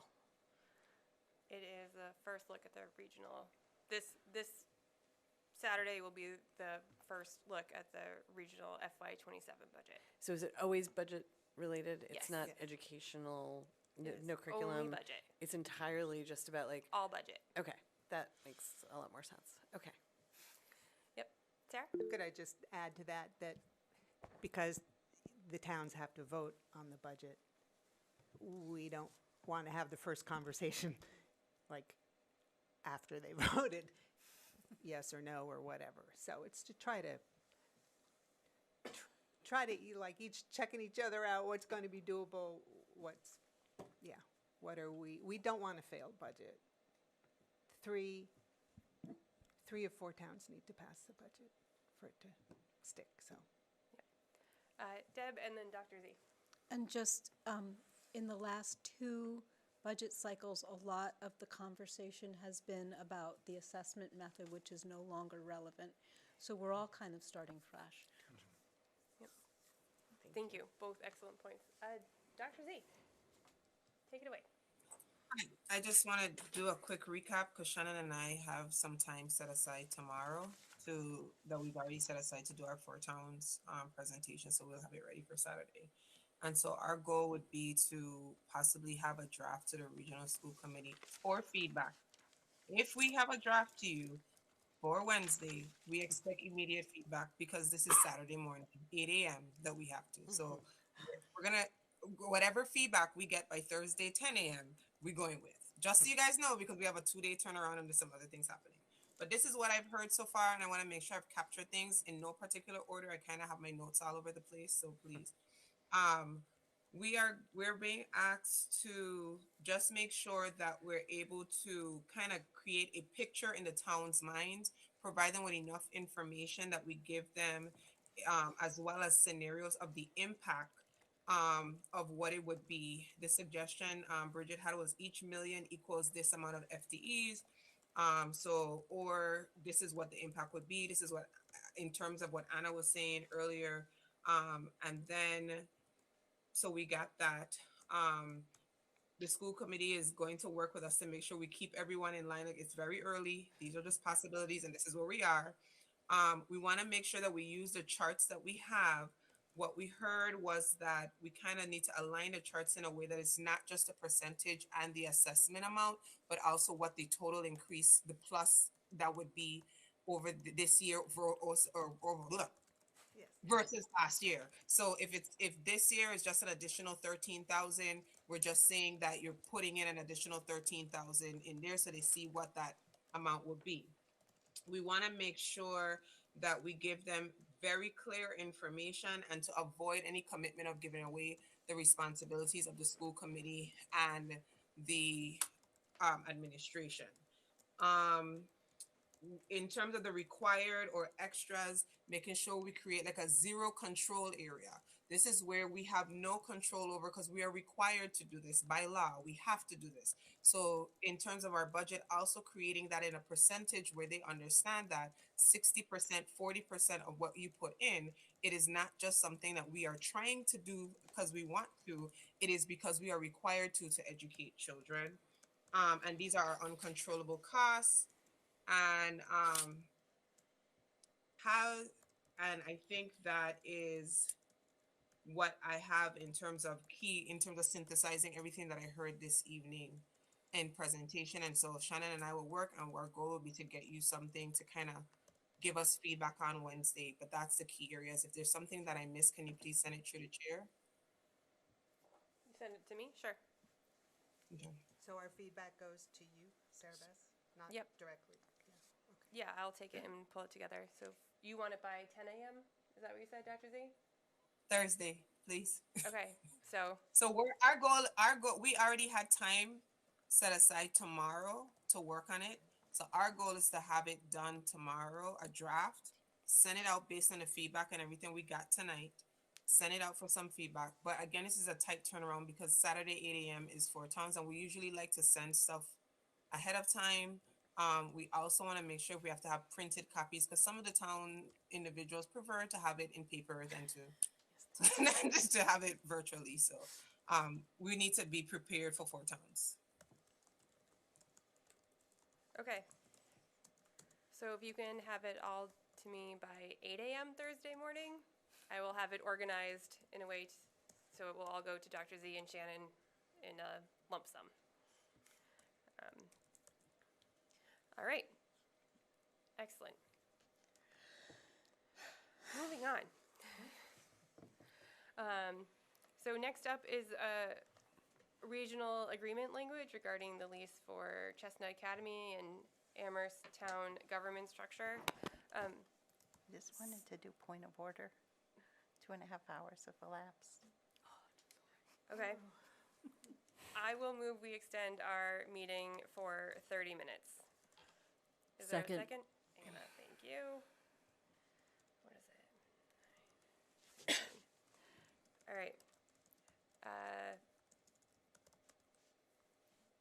Sarah? Yes. Deb? No. Laura Jane? To extend the meeting? Yep, for 30 minutes. Yes. Andrew? Yes. Bridget? No. William? No. Anna? Yes. And Sarah Beth, yes. And Tim. Oh, and Tim? I don't know, am I allowed to vote still? Am I still on the committee? I know I screwed up the minutes. I vote yes. Thank you. Okay, so we have 30 minutes from 9:17. 1, 2, 3, 4, 5, 6. 3 no's, no abstention, no absent. Okay, so attached is a memo regarding the regional agreement language. This came up in 2 places. One is the town of Amherst's government structure has changed since the regional agreement was written, and it says the select board of Amherst and a few other things, I think.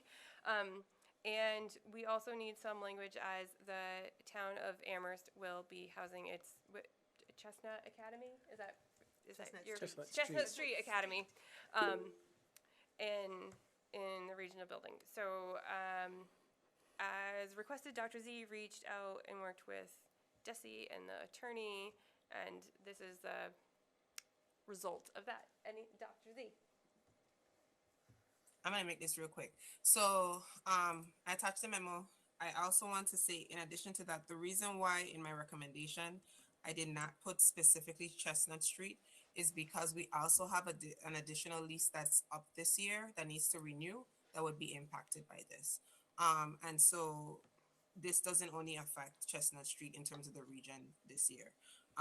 Mark did do the initial edits to our language. We submitted it to Desi. I sent you back their feedback. The first thing was that you could either remove that language completely because the law actually gives us more leeway as a regional school committee. I included the law reference, just that portion, but you could go back and look at the full law to talk about what it allows you to do. And then their second option was in case we did not want to remove that language completely, they just gave edits. Mark agrees with either one. He's working on the revision to the language in case you option for option 2. But right now, my recommendation is to authorize to enter into a 1-year lease for anyone and that is Amherst Recreational. Their lease is up and we have to renew their lease in June, as well as we will be establishing a lease for Chestnut Street. And then the second one is I asked that you expand. The previous authorization was only for me to work with legal counsel to update the lease language. Because our regional agreement is so out of date, but most importantly, because of how the town of Amherst is listed, that causes some conflict in terms of their voting and different things in terms of the application. So the request was for it to update. Desi did say we can update both in this amendment at the same time, and Mark is willing to work on it, but I wasn't authorized to do it. So those are my 2 recommendations. Anna? Can I make a motion? Yes.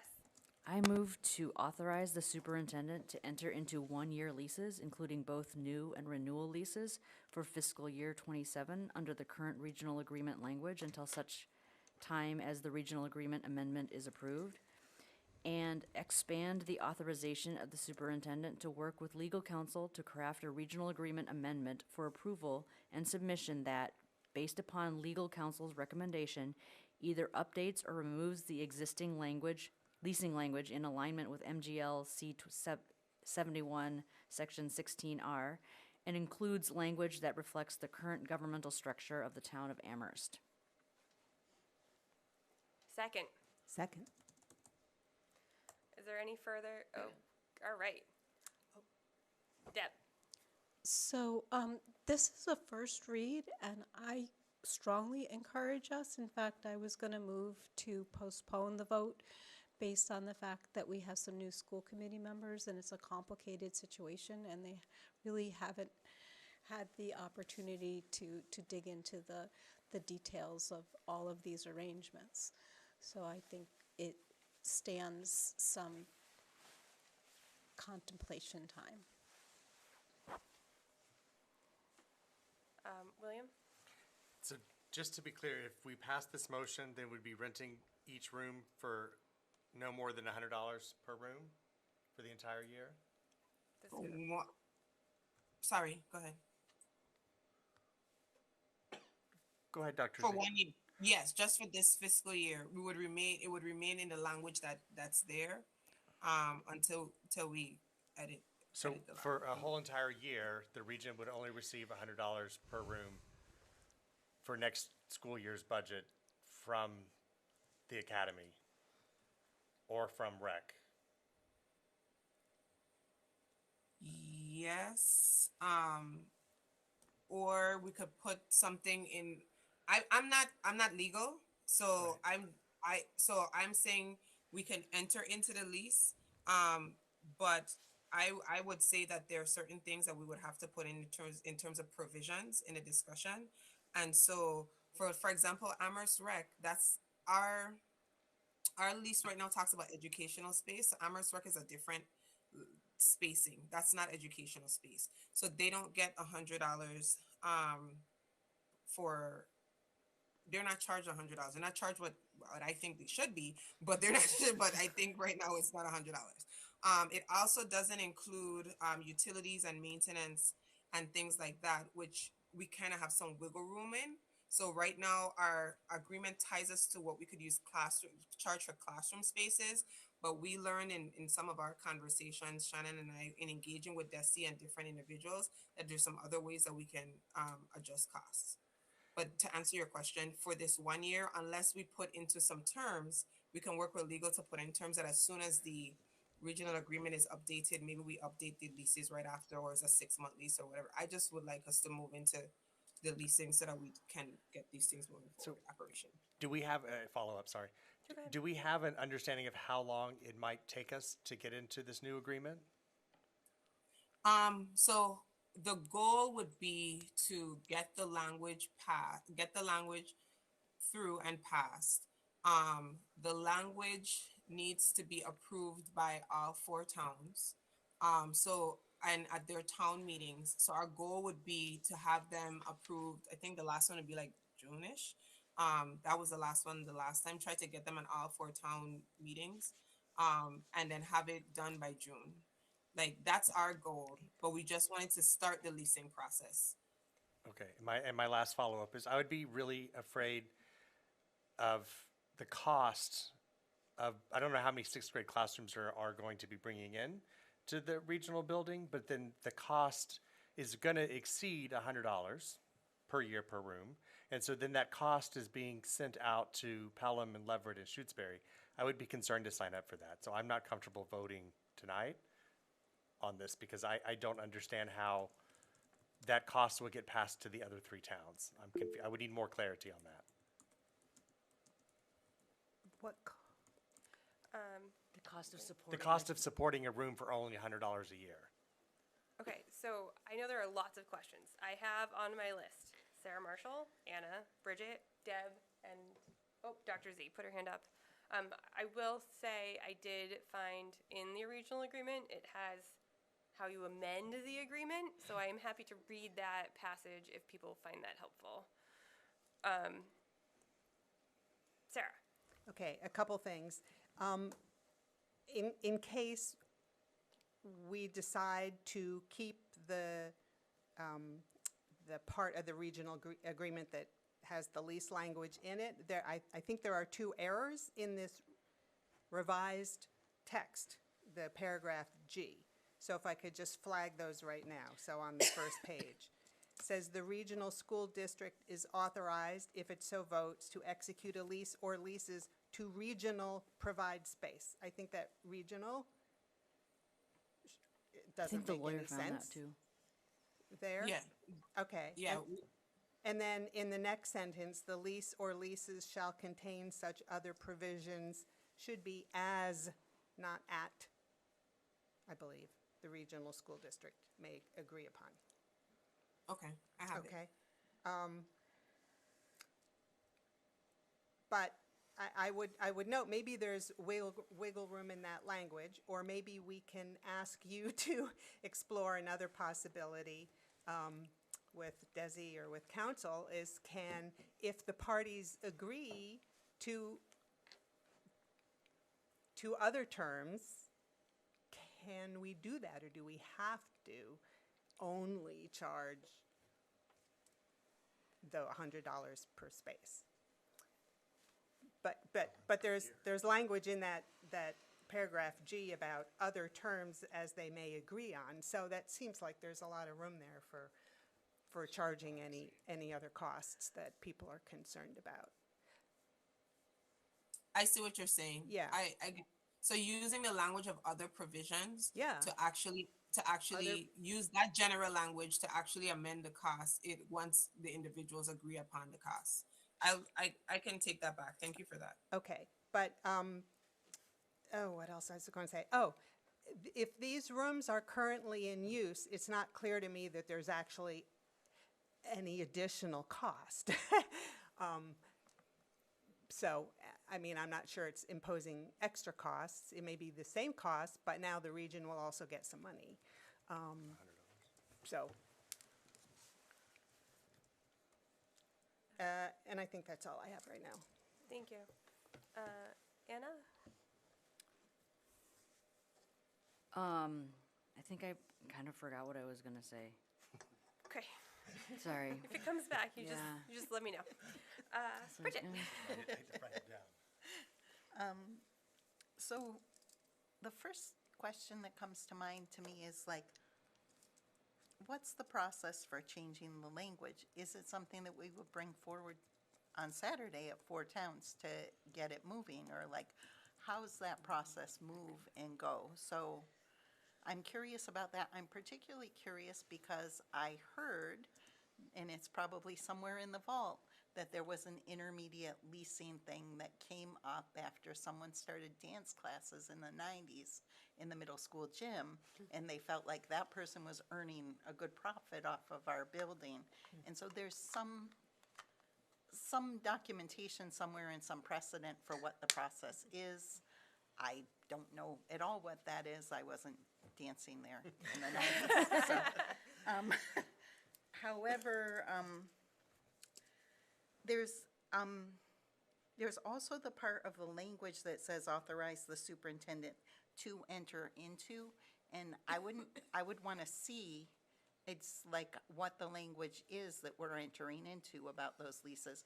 It's been an area of review and something, so I think they still need to come to us to prove the contract or leases. So right now, as of today, I wouldn't be voting for it, and so just because of all the questions that are coming up for me and because of the late hour, I feel like I support Deb's idea to postpone Anna's motion, so we can just like think and work the process a little bit and get more details on what all of this would mean. Like if we've got 18 classes at $100 a room per year, that's a very small amount.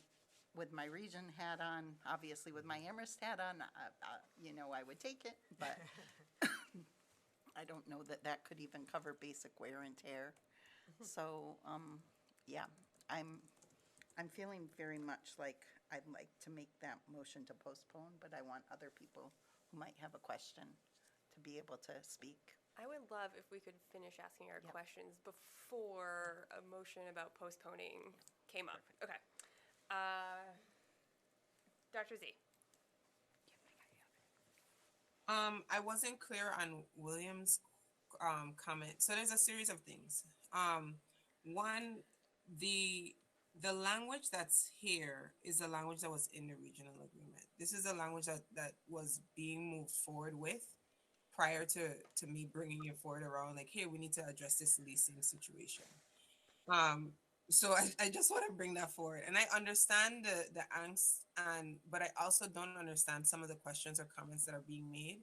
For example, when you made a comment about the impact of to Pelham and Shutesbury and Leverett and what they're paying, but it's actually revenue that's being increased, like in not increased, but there's revenue that's coming into the region. So if we're going to I just need clarity on those parts because it would actually be a revenue. It's actually revenue being generated, and then there are other charges that we would be able to input in there. I also would like to say that the conversation around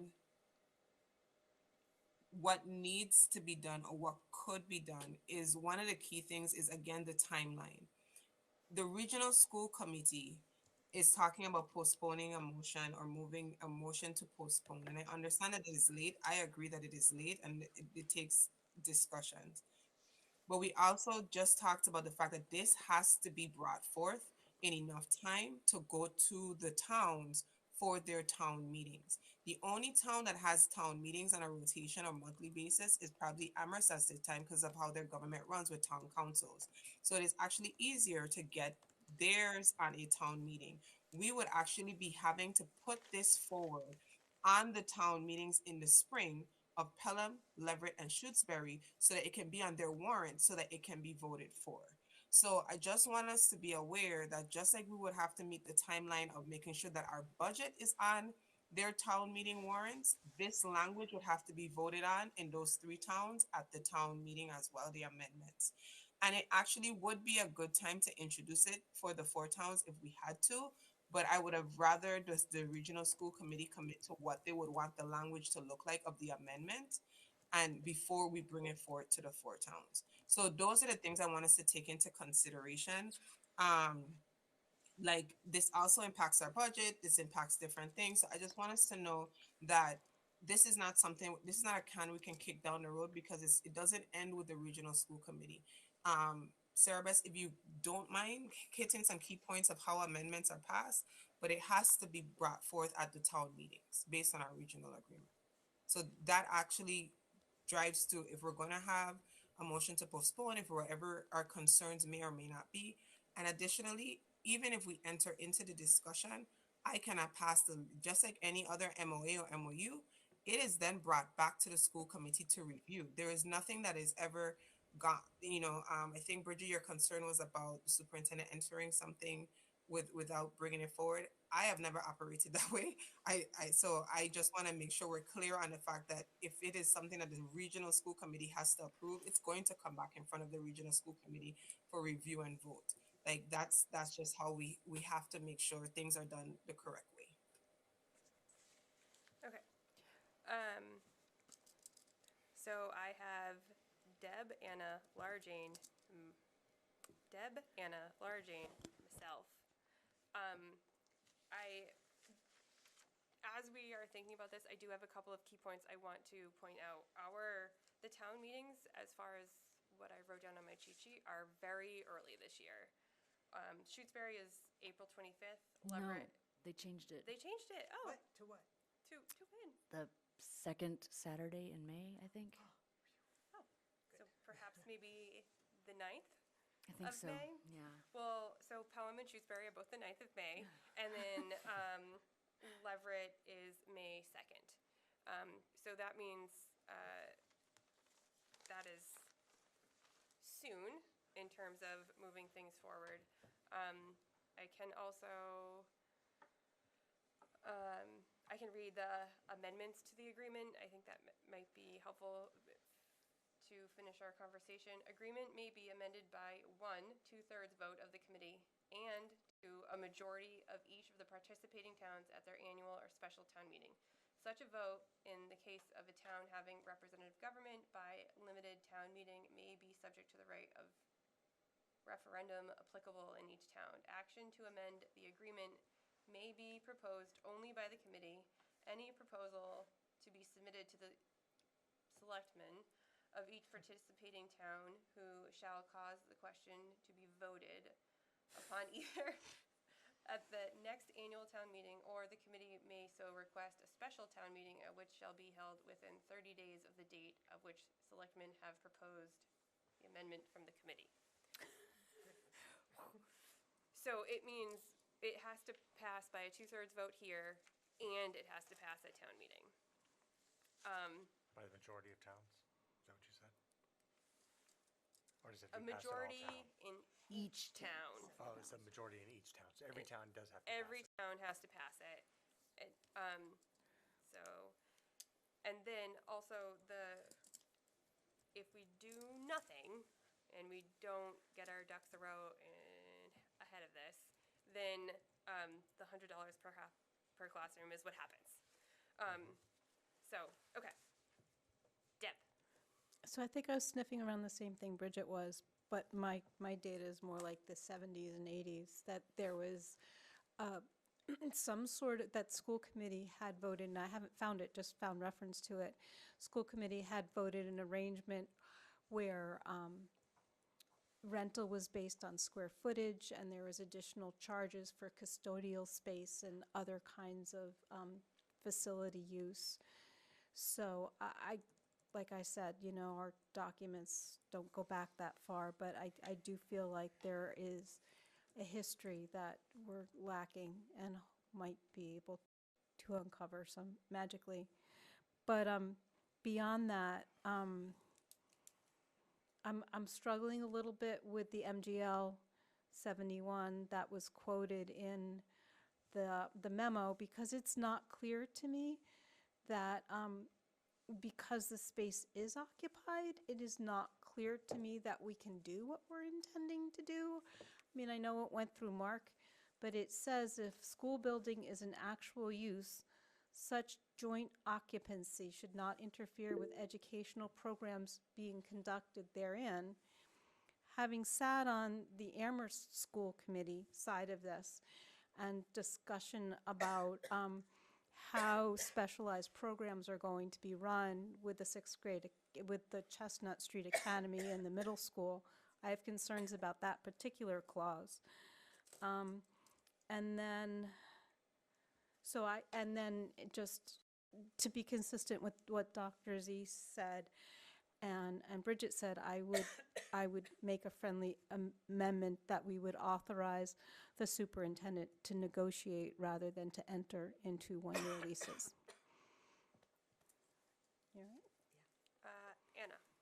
So I was actually going to modify my motion to not talk about the leases at all and just expand the authorization of the superintendent to work with legal counsel to craft a regional agreement amendment for approval and submission. That's what I'm talking about.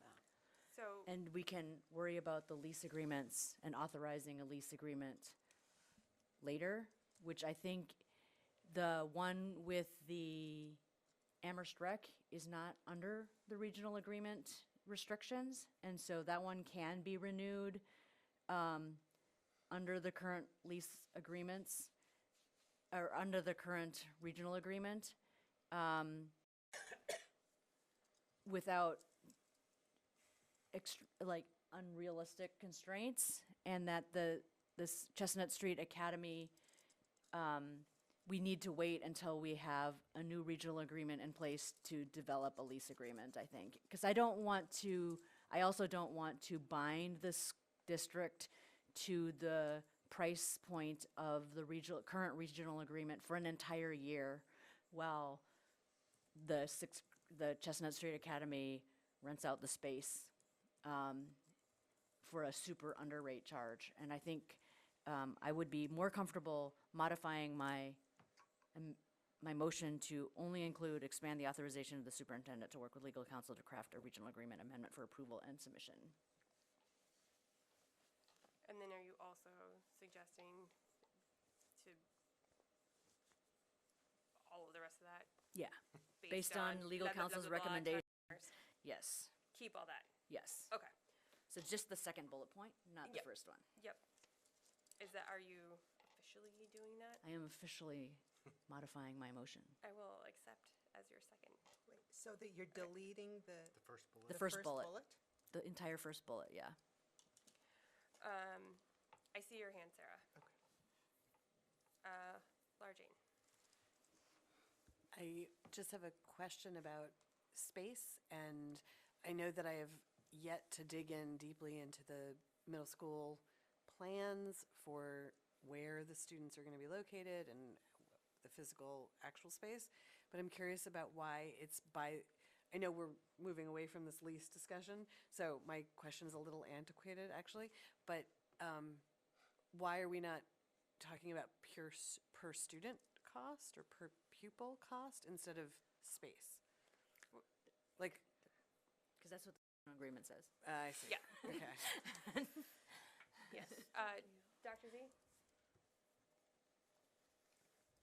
I don't mind going after Sarah. Let me get all the comments in one time. Okay. William and then Sarah. So, I think you had a question, Dr. Z. For me, the $100 for renting a space, from my experience as someone who does real estate, I don't understand how the cost would not be more than $100 to the region for a year. Like, I just don't, I can't comprehend that. So I can't comprehend the wear and tear on the desk. I can't comprehend the broken chair. Like, one desk gets broken in the chair, that's more than $100 for the whole year. So like, I feel like it would incur a cost to the region. It would not be a money coming into us. It should be money coming into the region, I agree. But at this low rate of $100 per room per year, that's gonna be costing us money. It's not, there's no revenue coming in my mind. I would support Anna's new revised thing. The other suggestion was if there could be some language about the lease being immediately voided when we came to an agreement. I would be more, I could get behind that. I don't know if we could actually legally do that, because maybe the towns would just postpone and not ever actually like vote on it. I don't know. But giving it up for an entire year, I couldn't vote on that today. But I like the revised one, so I can move forward with that. Thank you. Sarah? Yeah, a couple things. This committee several years ago voted to let the Amherst sixth graders be educated in this building. So if by deleting that first bullet, you are saying, we're not going to execute a lease until we've revised the agreement, that's disastrous for the Amherst School District. I mean, if the committee has said, yes, you can come, then to now say, oh, but we don't like our regional agreement, so we're changing our mind, I think is grossly unfair. The regional agreement is what it is. You could say that the $100 per room is literally for the room and not for any of the equipment. I mean, you could deal with that in that generous provision about other provisions that the parties agree to. I think this is very doable. And even if once there might be a higher rent, or more revenue for the regional school district in year 2, good. But, I mean, I can't imagine this committee saying, sorry, Amherst, your kids can't come here after all because we're just not going to give you a lease that complies with our agreement. Dr. Z? All right, thank you, everyone. Thank you, William, for that clarity. I understand, and I agree. I just needed clarity on what it was and where your thought process was going when you said it, because I wasn't clear. So here is my thought process. Anna, I am okay with your amendment. I do think that there is a balance to this, Sarah, and my question is, would the committee be amenable to, or Anna, if you would like to authorize the superintendent to begin lease discussions? But I also would ask the chair, which I would have asked anyway, which we actually need to have, to actually appoint, because it's negotiations, to appoint a RSC member to actually be a part of that conversation. William, you have real estate background and you're talking about space. Maybe you should be the person that's how to be as a part of the lease discussion. So it's not because for me as a superintendent of both districts, I kind of I was gonna ask the chair for this anyway. So it actually creates the opportunity for the RSC to have representation. So if we were to authorize the superintendent and a RSC member to begin lease negotiations, um, for fiscal year 27, William, I think that we could also speak to legal counsel around the length of time and probably putting in amendments or the opportunity to amend the lease agreement. But I think that at least the discussion should begin. And if we have and I think a thing would be for the RSC member, like we do with any other MOU, MOA, or anything that comes forward, an RSC member be on the conversation. It actually helps me because I am the superintendent of both districts. And so to have a RSC member be a part of the negotiations or lead the negotiations or in that conversation helps. And I think that in the terms of the second part, we would then be saying may. The one thing that the law says, and it's not just about educational space, the leases, whether it's Amherst Rec or the one for Chestnut Street, has to go to the commissioner. And those have to be into the commissioner. I believe we were told the commissioner would have to present it to the board by June. So I have to have both leases ready from the region to go to the commissioner by the end of May or mid-May. So those all things need to move forward. So I just want to make sure we're clear too that I believe it's June or May. I don't have the dates in front of me because I don't have that notebook with me, but that also has to come in. And it's not just, the law doesn't just talk about the lease of educational space, it's any space in a school building. So even the Amherst Rec lease has to go to the commissioner for approval as well. So those are the things that I think I would like to suggest in a way to balance this and to keep the work moving.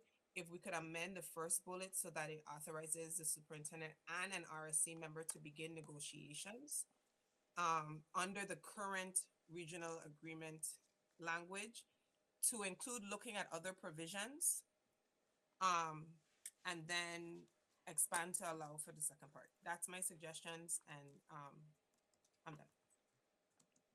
Point of order, the 30 minutes has passed since we voted to extend the meeting by 30 minutes. Okay. I will move to extend the meeting by 30 minutes. I think we can wrap this up in less.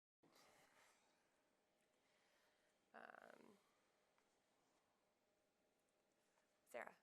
Yes. Deb? No. Laura Jane? No. Yes. Andrew? Bridget? No. William? Yes.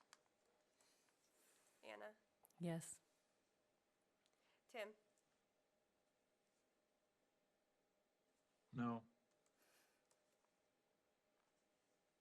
And Sarah Beth, yes. We just made it. We got 30 minutes. All right, let's be quick. All right. Anna? I move to amend my motion to, I move to authorize the superintendent and an RSC representative to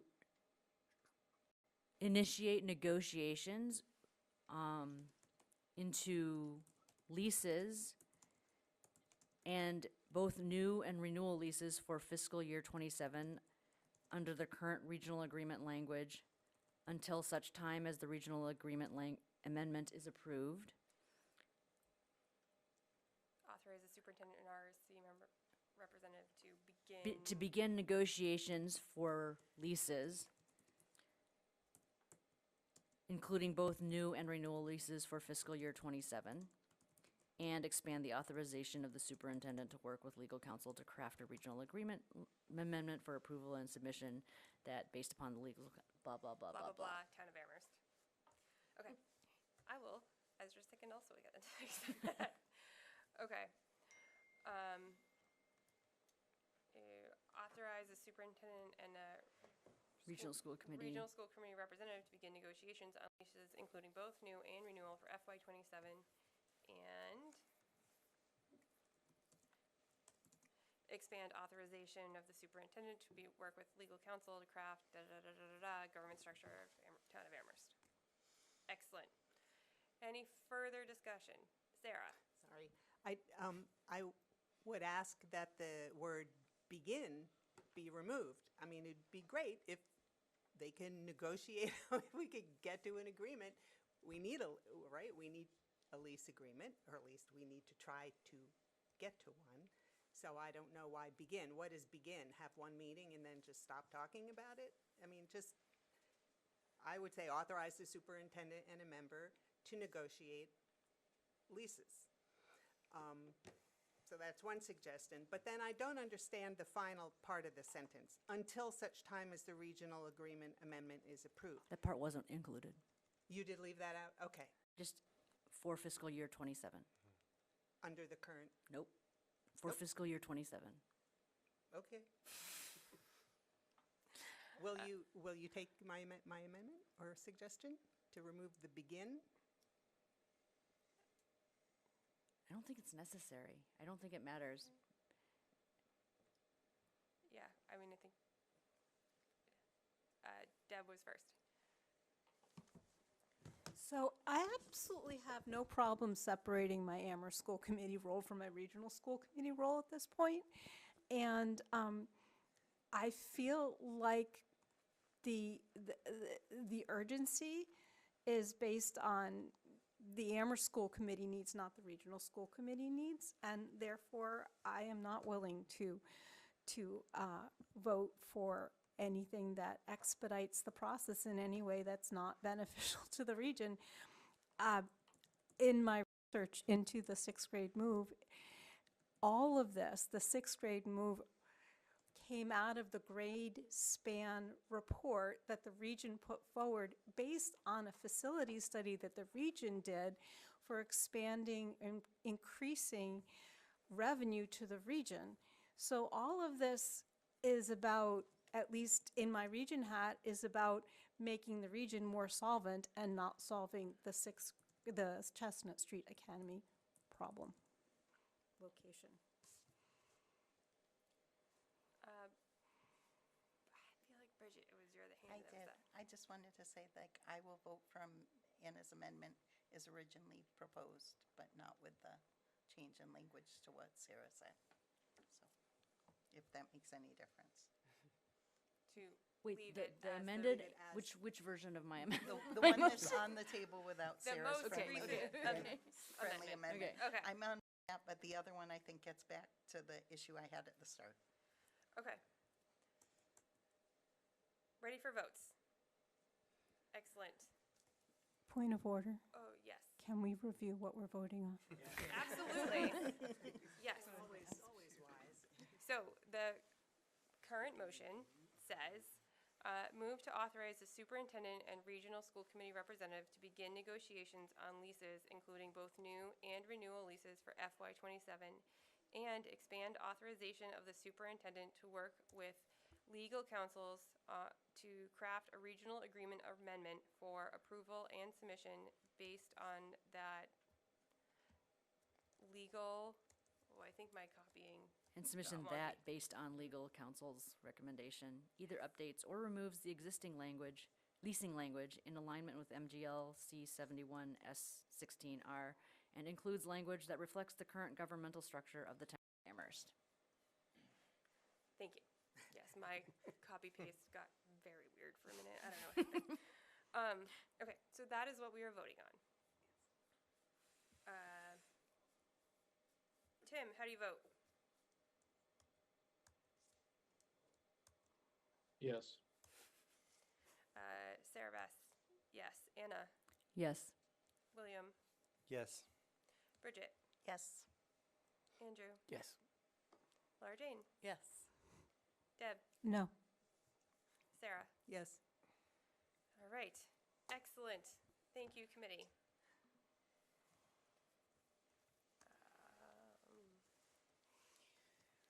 Okay. moving on. Excellent. Dr. Z, do you need anything else from us for that topic? I just need you to afterwards send me an email appointing an RSC member, please. So Yes, the two start. I will do that. Okay. Next, we have up our consent agenda. So I move a motion to accept the consent agenda. Yes. Is there a second? Is there? Second. Second. Yes, thank you. All right, guys. I'm trying to get home here. Any further discussion? Perfect. Sarah, Yes. Deb, Yes. Larjane, Yes. Andrew, Yes. Yes. Bridget. Yes. Yes. Perfect. Sarah Beth, yes, and Tim. Yes. Yes. Yes. I move we adjourn. Second. Okay. Sarah, Yes. Deb, Yes. Larjane, Yes. Andrew, Yes. Bridget, Yes. William, Yes. Anna, Yes. Sarah Beth, yes, and Tim. I mean, Tim, Yes. how do you vote?